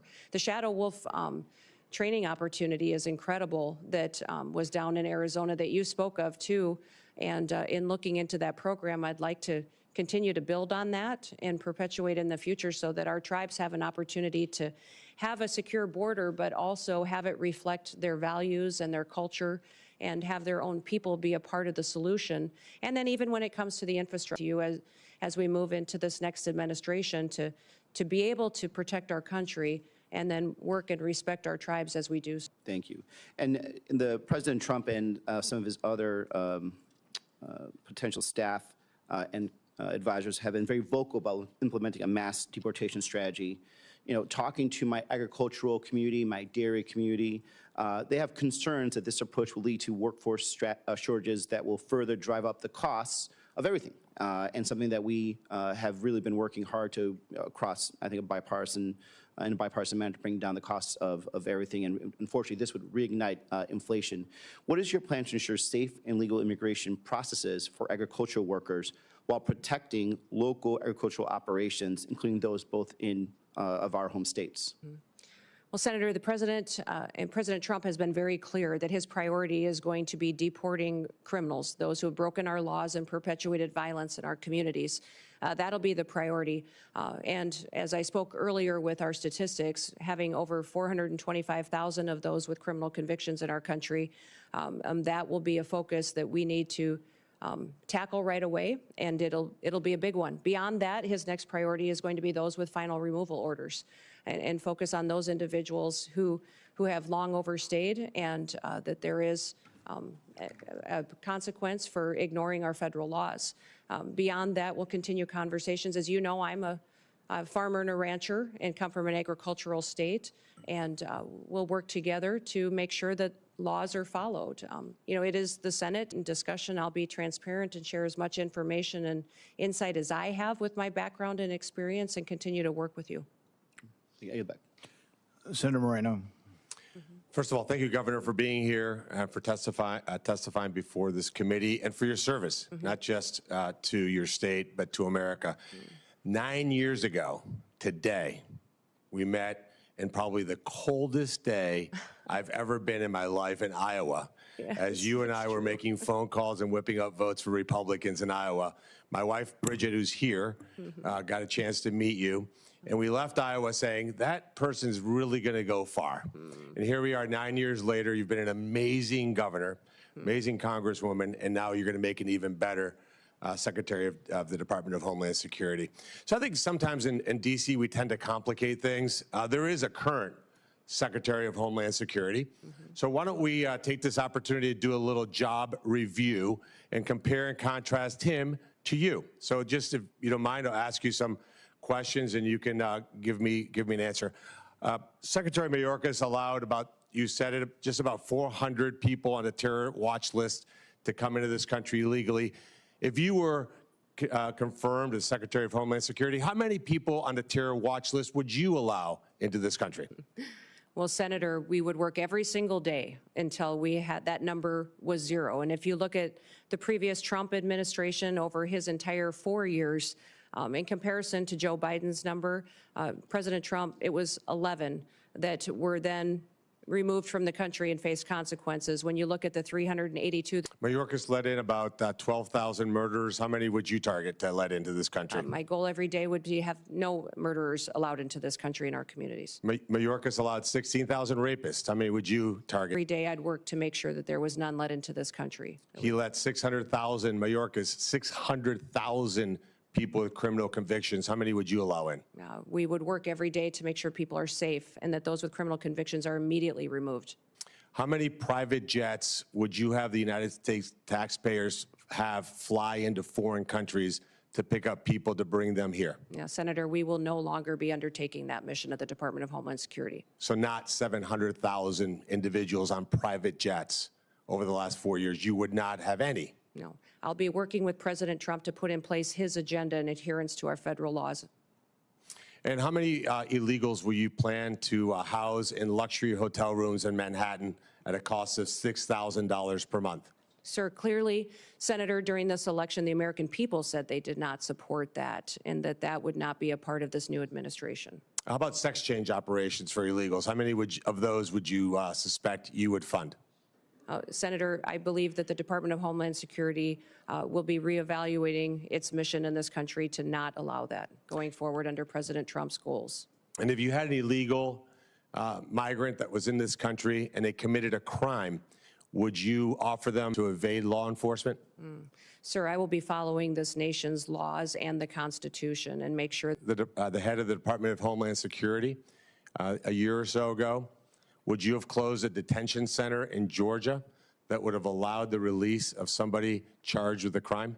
Sir, I don't have the specifics to that situation, but certainly that would not be something that I would want to have under my watch. So just to be clear, Lakem Riley would be alive today if you had been the Secretary of Homeland Security. Senator, my hope is that that would be true, yes. Let's switch to another. Has been the worst cabinet member ever in the history of the United States of America. Let's talk about temporary protective status. Temporary being the operative word. Mayorkas and Biden just extended temporary protective status again through 2027.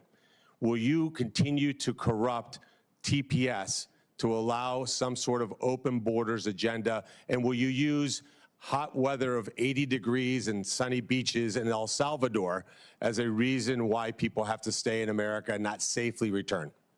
Yeah, Senator, this program has been abused and manipulated by the Biden administration, and that will no longer be allowed to allow that and these extensions going forward the way that they are. The program was intended to be temporary, and this extension of over 600,000 Venezuelans as well is alarming when you look at what we've seen in different states, including Colorado, with gangs doing damage and harming the individuals and the people. In terms of our border, like the physical border, I've been there many times, you've been there many times. Who should be in charge? Who should have operational control of our border? The United States government or the Mexican drug cartels? Oh, Senator, the United States needs to control our borders and secure them. So if this were a job interview in the private sector, and you had somebody like Alejandro Mayorkas in charge, and we had the opportunity to upgrade to you, this would be the greatest upgrade in history of the United States of America. But I'm going to end my time with a startling statistic and actually a challenge to the Democrat Party.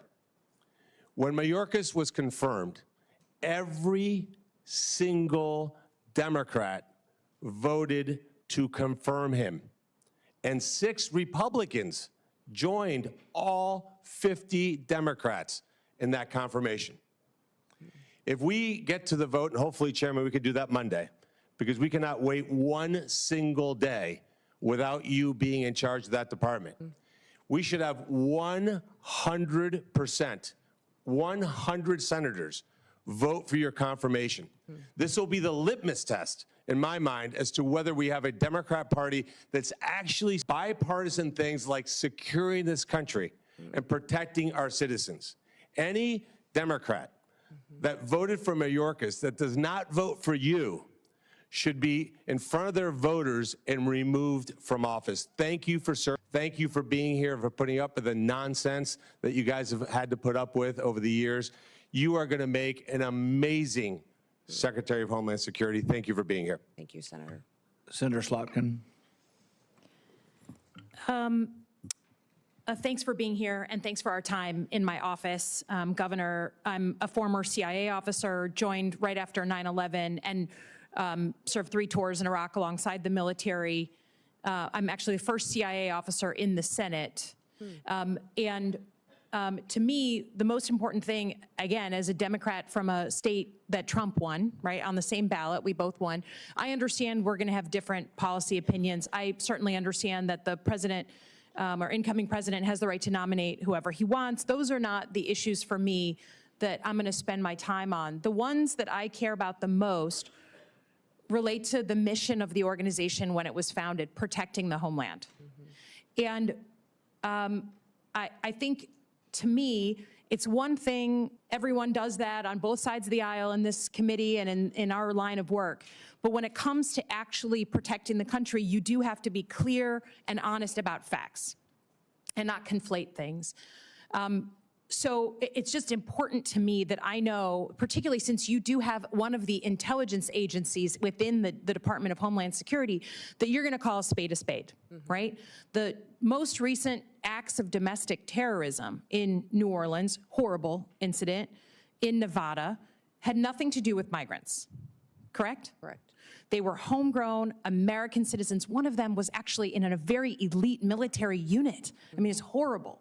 It's one of the hardest things to catch, the sort of lone wolf, radicalized American citizen. But I want to protect ourselves. Our most recent examples of domestic terrorism were not what we've spent the majority talking about today, crime from a migrant. And I don't dispute there is crime. But I just want to know, and I want to hear from you as an intelligence officer, that you're going to speak about real threats and not blow something up, politicize something, make something more exciting, because that's maybe what the president wants to hear, but your mission to protect and defend the Constitution means calling honestly what the threats are to the country. Can you just give me a yes or no, please? Yes, Senator, I will be as transparent and factual every day with you and the American people as possible based on the information that I have. I don't know if the truth and facts. Yeah, I'd ask that.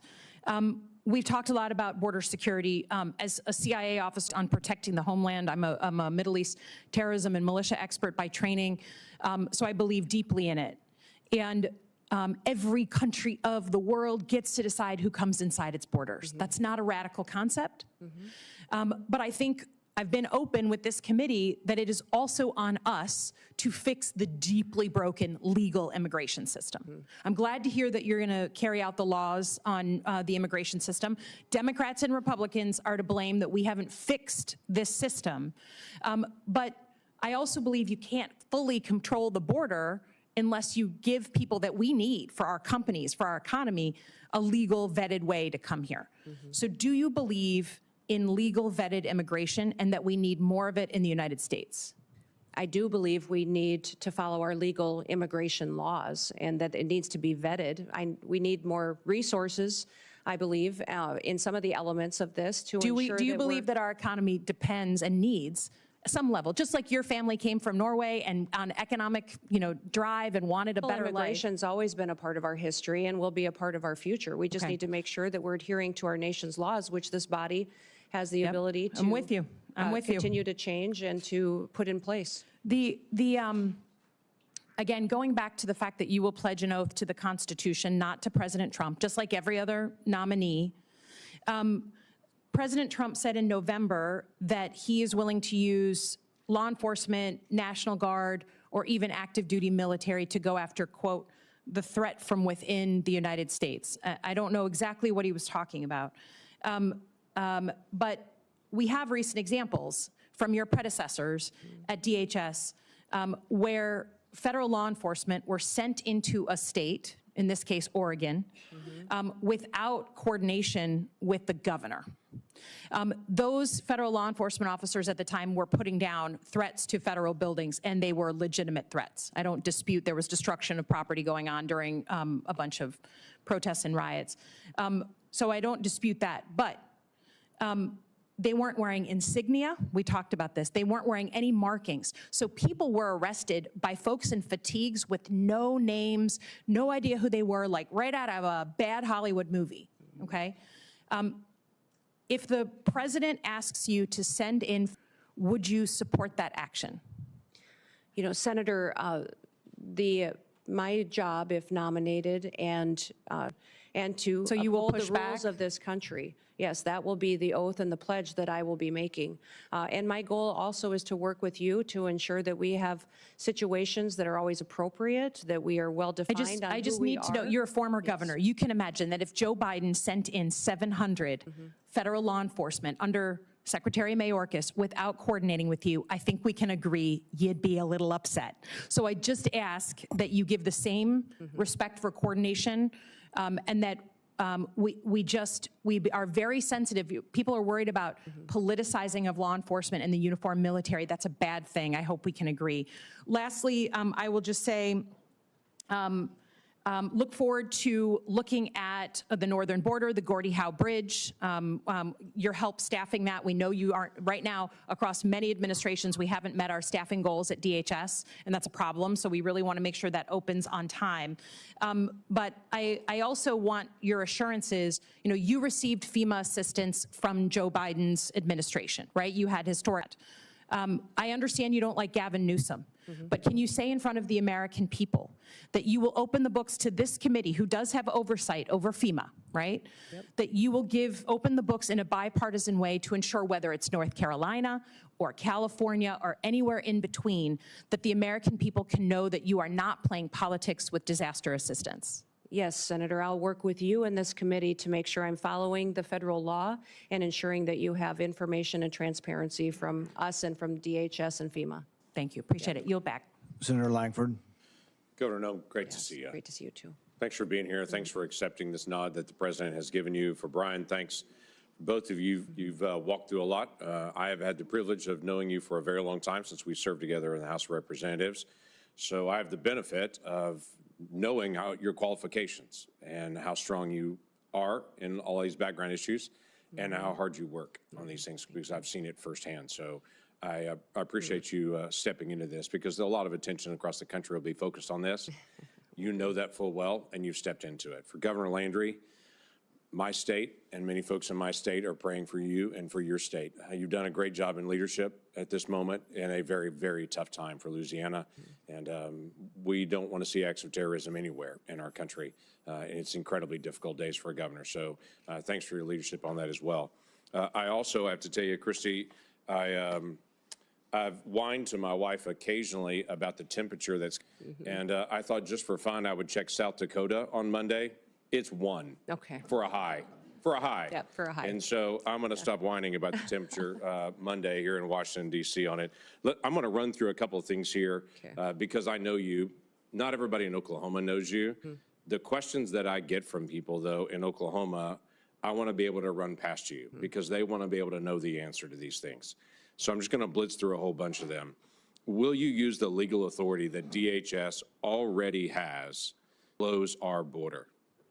Yes, Senator. I will work with President Trump to ensure that we're securing our border. Thank you. There's a lot of things that this Congress needs to do, has already been mentioned by Senator Slotkin as well, that we need to do to be able to close loopholes, to be able to give you additional authority. But there's a tremendous amount of authority currently not being used. And Oklahomans are saying, is that about to be used? And they'll be grateful to be able to hear that. No other president has ever created a phone app. Will you use your authority to stop facilitating faster processing of illegal aliens into our country with the CBP One app? Yes, Senator. We will eliminate the CBP One app, maintain some of the data that's in it that's critical to knowing who's in our country, but that app will no longer be in use. Thank you. No other president has ever used the parole authority just in general, humanitarian parole, to facilitate faster processing of aliens into our country, which leads to the catch and release we've all heard about. So the Oklahomans that I talk to say, are we about to end the abuse of parole and end catch and release? Is that about to stop? Senator, President Trump's been very clear that he will end catch and release. Terrific. Folks want to know, will you use your authority with the funds that are given to you by Congress to actually build more wall rather than use the funding that's given to you, as the Biden administration did, to do environmental remediation around the border rather than actual border wall and border structure? Yeah, Senator, President Trump has been clear that he wants to build the wall. So do we. So will you use your authority to be able to scan more vehicles? And obviously, we've got to get you the funding to be able to do this, to be able to scan more vehicles and individuals that are carrying fentanyl into our country through our ports of entry. Yes, Senator, we will continue to use technologies, but hopefully be able to use more with the resources that we're granted to scan those vehicles and know what's coming in and out of this country. Last year, FEMA employees during disaster relief were instructed by one of their supervisors that if they see a Trump sign or a Trump flag flying, to skip that house, to not stop by there and tell them what their federal government can do for them. Will you allow to pick and choose who gets help and who doesn't as an American? Senator, under President Trump's administration, disaster and emergency relief will not be handed out with political bias. Every American will be responded to and treated equally. That's what folks want to know. Will you review the Secret Service responsibilities to be able to go back through it and to say, are they focused on their primary mission, or is there something that could distract? Secret Service still chases down financial crimes. They're still chasing down child exploitation. Those are serious things for Treasury or for FBI to do, but there's a question is if that's the first priority for Secret Service. Senator, the Secret Service is in need of dramatic reforms. They do have a protective detail element that is their priority, and also an investigation side. My understanding is that that investigation side is often used to train the protective detailed officers, but clearly they are not focusing on what their true duty is, and it needs to get back onto what they were created for, and that was the protective detail mission and emergency situations that they need to help plan and prepare for and defend. Thank you. This committee made a request to the Secretary of Homeland Security last year, and by the way, also the head of the FBI, to be able to come before this committee and to do what every Secretary of Homeland Security has done for the last 20 years, every single year, unbroken, until last year. And then the Secretary refused to come before this committee in an open session and talk about it. Now, the former chairman protested strongly to the Biden administration and DHS. They weren't coming, but they still refused to be able to come. Will you come before this committee and talk about the threats openly so the American people can hear them in a public forum? Yes, Senator. Senator Peters and I discussed this quite a bit in our meeting as well, and American people. Thank you. We need that. Let me tell you another challenge we've had with Homeland Security in the past 4 years. When we ask for data and for information, get back to you on that. When we ask again and again and again and again, we get the same statement. I'll get back to you on that. Now, I can go down the street to the command center where they actually get the data in live and they have it up on big screens and they're tracking exactly what's happening on the southern border to the minute. But if I ask for what happened last month, they'll say, we're still gathering that data. We're not asking for anything other than what Congress is supposed to get. That's the ability to be able to see data and to have real oversight over DHS. And that has been a failure of this DHS, along with multiple other issues on that. When we request the data for basic things like how many special interest aliens were allowed across the border, if it was last year, we had to find out on our own, it was 70,000 people that were targeted by this administration as a potential national security risk that were not just found at the border, that were released when they were found at the border. 70,000 people just from last year in the country right now that this administration declared at the border they're a potential national security risk. Now, I know you're not going to do that, but when we ask for the data and for the information, when we say, how's the National Vetting Center working? Do you have the connection between it to be able to screen individuals there? We're just doing our oversight responsibility. You've served in Congress before and did a great job on that and did oversight. We want to still be able to do the same thing. Will you provide data to this committee so that we can cooperate with you to help? Senator, I will follow the law and be transparent with you. Absolutely no doubt about that, Governor. I have absolutely no doubt. Looking forward to you serving in that role. Thank you. Thank you. Well, congratulations, Governor Noem. You are almost done. Okay. We've been through a lot of questions. I think you've handled the questions very. I think a lot of Americans, including some conservatives, misunderstand the First Amendment. They think the First Amendment says that Facebook has to publish my opinion, or the Wall Street Journal has to publish my opinion, or we need to force them to be fair. That's not what the First Amendment's about at all. The First Amendment really doesn't apply to telling private companies what we can or cannot say. YouTube censored me, and I despise their policy. They actually took down speeches I made on the floor. But really, I don't have a legal recourse other than I can complain about YouTube being unfair and not both sides of an issue. However, with the government, though, there is a rule. The First Amendment specifically says Congress shall pass no law banning or abridging speech. And this is what really got us worried about, what not only the FBI was doing, but the Department of Homeland Security, actually meeting with these companies on a weekly basis.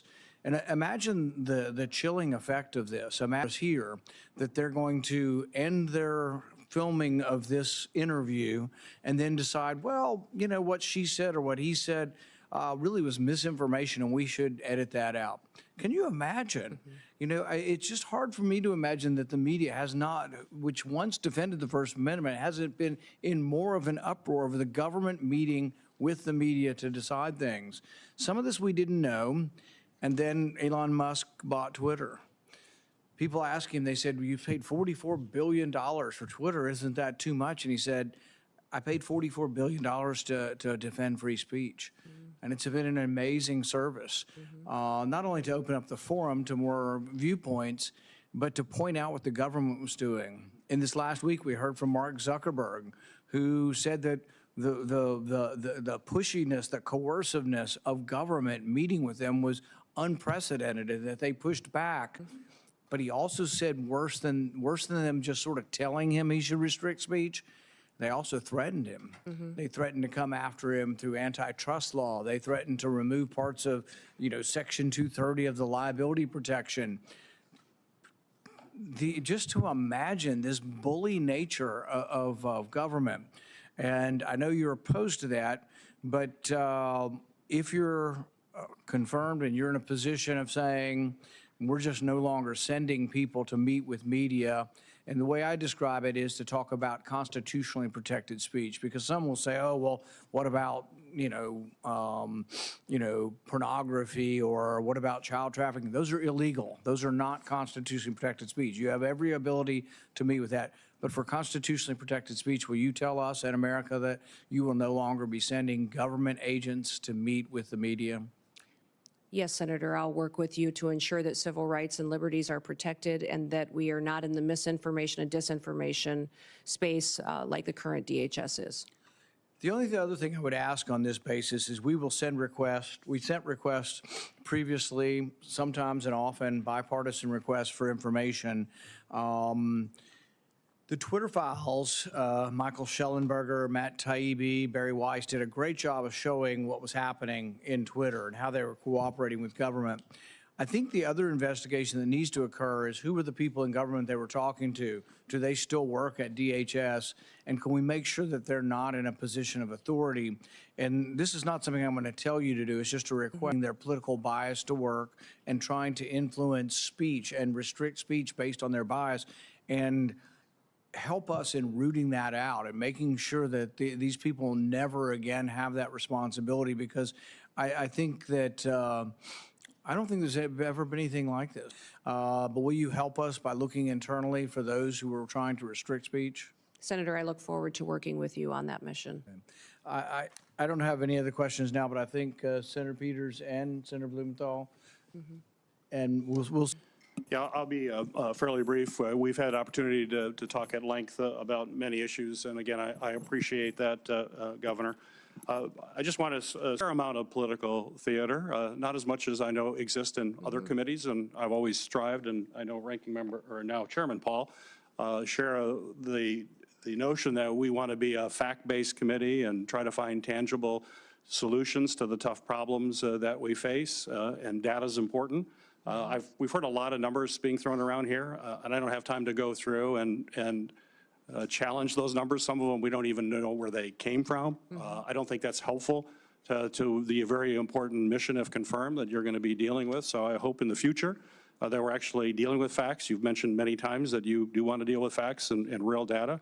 And again, we heard a lot here that's not real data, and we should not operate that way. And if confirmed, when we move forward, I'm going to look forward to working with you based on the facts and understand where the real threats are, how we need to appropriate resources to make sure we're meeting those threats. And let's take this hyper-partisanship out of such an important issue of Homeland Security. We have way too much partisanship in this country, and it's resulted in a polarization of people here. We've got to come together as this country. We've got to lock arms and understand that we're all proud Americans. We all want to do what's best for the American people. And so you've communicated that spirit to me, but in that spirit, I hope, if confirmed, that is exactly what you will be bringing to this office. And let's move away from this toxic political environment that we have in the country and celebrate what's great about our country and the spirit of bringing the American people together. So I have one question before we turn it over to other members. As a member of this committee, as well as the Armed Services Committee, I've focused a great deal on the safe integration of drones in our airspace while addressing the growing threats that drones possess. We certainly see what drones are doing in changing the face of warfare, whether it's in Ukraine and other battlefields around the world. We are very concerned about the weaponization of those drones and what it could mean to the security here in the United States. I've proposed comprehensive legislation to extend authorities beyond just the FBI and DOJ and Homeland Security to local law enforcement. You mentioned in your comments about security for the Super Bowl, which is incredibly important. But we have to remember that that threat exists for all games. In fact, one of the biggest supporters of my legislation is the NFL. In fact, we just had a recent playoff game that was delayed. Concerned that you could have a drone with a grenade or an explosive device, which would be absolutely catastrophic. It's absolutely essential that we address this threat. What we're seeing around the world and what we're seeing in daily activities should be a concern. I think this is just a matter of time. It's not if, it's when. And we need to be on the front end of that. And with that in mind, I want to remind folks that Congress just recently extended critical counter-UAS authority, counter-drone authority, only for a short-time basis for the 12th time. We only do these little tiny short-term extensions, and we aren't dealing with the problem comprehensively as we should. And those are going to expire on March 14th, a very short time from now. And so my question for you, Governor, is if confirmed as DH Secretary, will you commit to working with me and my colleagues to pass? And I don't want to have a horrible incident occur and people wonder why we didn't take action beforehand. So please address that. Senator, I look forward to working with you in this committee to address the threats we may face and the usage of drones in this country and in relation to our national security interests and our Homeland Security interests. So thank you for bringing up the conversation today, because it is one of the areas within DHS that we have a responsibility to address in cooperation with Congress. And my first comments, I'm bringing people together. Please comment on that. Oh, well, thank you, I didn't sir. ask that question, Yes, but no. it's in my 24 seconds left. I'm looking forward to working with everyone, Republicans and Democrats, and everyone else in between that in this country that is focused on keeping America safe and secure on both sides of the aisle on many pieces of legislation, and was very happy to do so and focus on priorities on where we could agreement, knowing we may disagree on some issues, but there was areas where we could keep the taxes and get up and go to work every single day as governor as well. I was governor for every single person in the state of South Dakota, and they were my #1 priority, and everyone knew there that it didn't matter if you were Republican or Democrat, that my focus was on them and keeping our state thriving and free. So I look forward to continuing the work that I always have to be coming up with solutions and in a bipartisan manner. And hopefully my visits to your office and conversations reflected that and my intention on how I would conduct the role as the Department of Homeland Security Secretary. Got a brief follow-up to that. Sure. So it's data Yes. and facts that we can all agree on that drive our policy and not political theater. Would you agree? Well, certainly, sir, we need to be addressing facts and information rather than political theater. We also need to speak truth to facts. So I think it's important that we're willing to confront our challenges head on and have those conversations. And you'll see me back at your office door very soon to continue our work together. Very good. Thank you. And I want to second basically what Senator Peters has said. Like on records requests, I've told him, and I plan on it, it's together, and we'd like to get the records. It also helps, though, and I think Senator Langford mentioned this, is you ask a question, not you, but to the administration or any administration, and they're like, oh, yeah, we'll get back to you on it. Many times I've even asked in advance, and I would suggest that we ask in advance together. We ask in advance. If you're coming in a month, we say we want this data, be prepared to talk about it. And if you are, you'll have many more friends on both sides because what usually happens, and that's why I don't like springing the question. If it's a technical question that needs data, we're going to tell you in advance, at least I will, and we want you to come prepared with that. And that goes a long way because really what happens is we get stiff-armed. They say, we'll get back to you, and then we have no way to force you really, other than we could cut the money off, and nobody ever does that. But you'll have 200,000 people working for you. By goodness, send your experts out, scour the records. And it is true. I mean, facts are difficult, and sometimes there's different spins on the same set of facts, but I think that will help. On the drones, I think we need more facts, you know, so I'm more than willing to work with the ranking member on doing something on drones, but I don't want every sheriff out there shooting up in the sky at stuff. We got to figure out, we got to get the truth about, do we really have drones everywhere flying all the time? How many of them are planes? How many of them are drones? And let's go through this, and then let's figure out. And then let's talk about how we bring drones down. If we interrupt and collect a lot of cellular signal through that, are we doing it with a warrant? What are we going to do with all the Americans' data that we've collected to take down drones? If we have to take a whole cell tower's worth of data, there's a lot of innocent people's data is going to be collected in that. Is that being gotten rid of? So I think there are ways we can get to the right place. Everybody, obviously, nobody wants drones coming down. And the only other thing that I'd add on drones before I turn it over to Senator Langford is, look, I'm all for the NFL being protected, the Super Bowl being protected. They need to pay. They are a very rich organization. They want drones flying over in New Orleans. I'm all for it. The NFL ought to pay the government if the government's doing it, or we ought to have private contractors doing it, but they shouldn't just get it for free. Senator Langford. Thank you. Thanks again.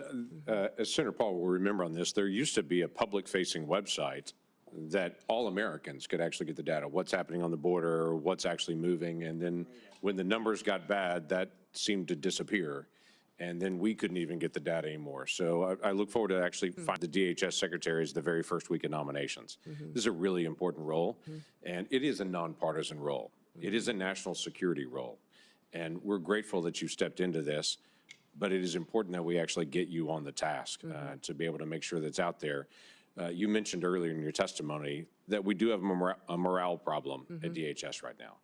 And I think a lot of that is because people that signed up to be federal law enforcement to be able to protect the United States of America have felt like they've been sidelined and they've not been able to do their job that they really signed up for. And what I'm hearing from you is you're going to allow them to do their job again. What has been historically true for a long time, that federal law enforcement is there to actually help protect the country and the citizens in those communities, that you're going to allow them to do that, and that's helpful. So I have two quick things that I want to be able to mention on this.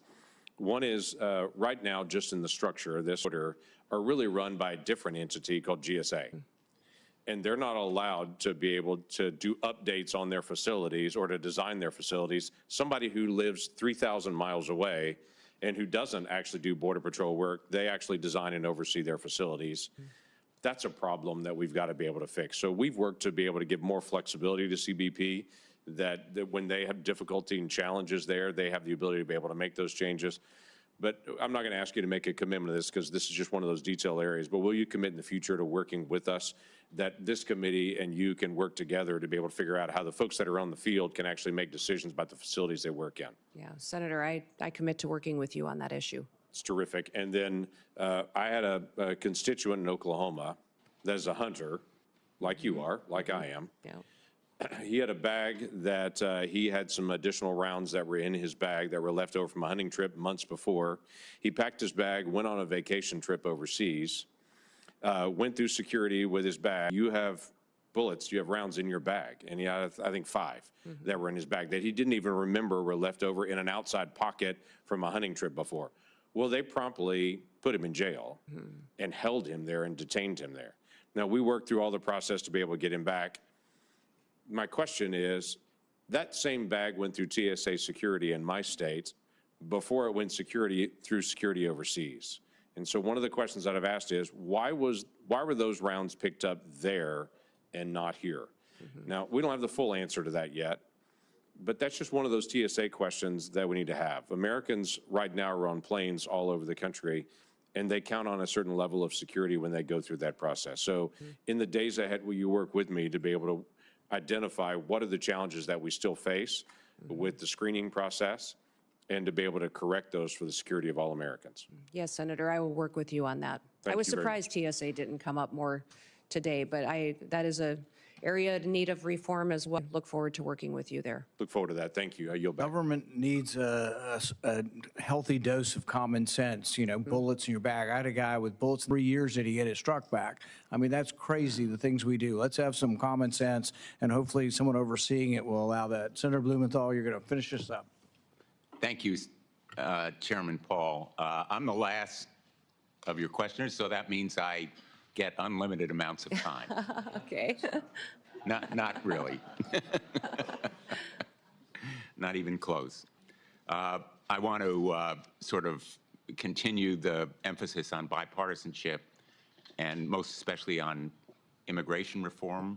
What this nation needs is comprehensive immigration reform. We know about the need for more H-1B visas and other kinds of extensions of the visa program that enable the United States to have more workers that are desperately needed in certain areas of our country. We know that there has to be better border security generally. We know we need to provide some kind of path to earn citizenship for a lot of the undocumented people in this country.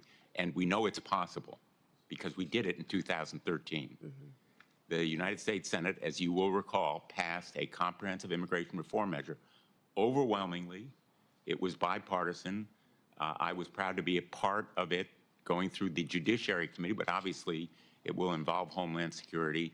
And I hope that we can continue, as Senator Langford was a part of the effort in the last session, to expand on those efforts and move forward on a bipartisan basis toward bipartisan, comprehensive immigration reform.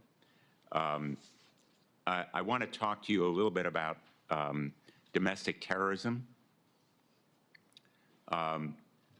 which we discussed during my previous round, and I know you've discussed it afterward, including not just migrant crime and radicalization by ISIS, which are real and present problems. I also want to ask you about domestic terrorism events unrelated to groups outside our borders. We've seen a rise in anti-Semitism in this country. It has spiked beyond any prediction. And I want to know of your concern with anti-Semitist, racist events, Charlottesville, Buffalo, Pittsburgh. There's a shorthand for these violent terrorist acts against people in Yes, Senator, I'm very concerned about what we've seen in this country as far as anti-Semitic violence that has happened. In fact, last year during our legislative session, I brought legislation to more clearly define it so that we could fight it in our home state. And I'm hopeful I can work with you to continue to do what we can to make sure that we are addressing this rising threat and not facilitating it in this country.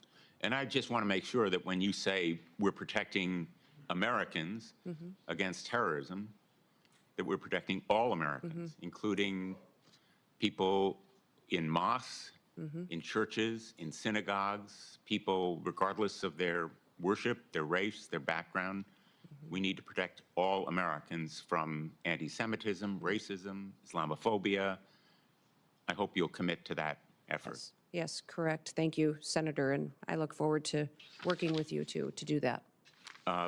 In my closing minute and a half, I just want to call your attention to an effort that I've led to help with their parents, children who were separated as a result of the so-called family separating policy in the last administration. I have introduced a measure called Keep Families Together, not only to limit separation of families at or near ports of entry, but also the Families Belong Together Act for several Congresses to help bring the children, the kids who were victims of this policy and who still are not back with their parents. I hope that you will support that kind of effort. Senator, the Trump administration never had a family separation policy. They had a zero tolerance policy, which said that our laws would be followed. What I'm alarmed by is the over 300,000 children that went missing during the Biden administration. And when we talk about children and what they're potentially facing as far as victimization in this country and the trafficking that's going on, this administration's lack of desire to find out where those children are or what they may be going through is alarming to me. So I want to stop that. Because my time is expiring, I'm just going to interrupt again with apologies to say, let's put aside. Well, I can't put aside 340,000 children. Let's put aside what happened in the past. There are still 1,000 children who are separated and waiting to be reunited. I'd like your commitment that you're going to continue the effort to reunite them with their parents. Senator, keeping families together is critically important to me and to this country. I'm concerned about Laken Riley's family, that they no longer have her.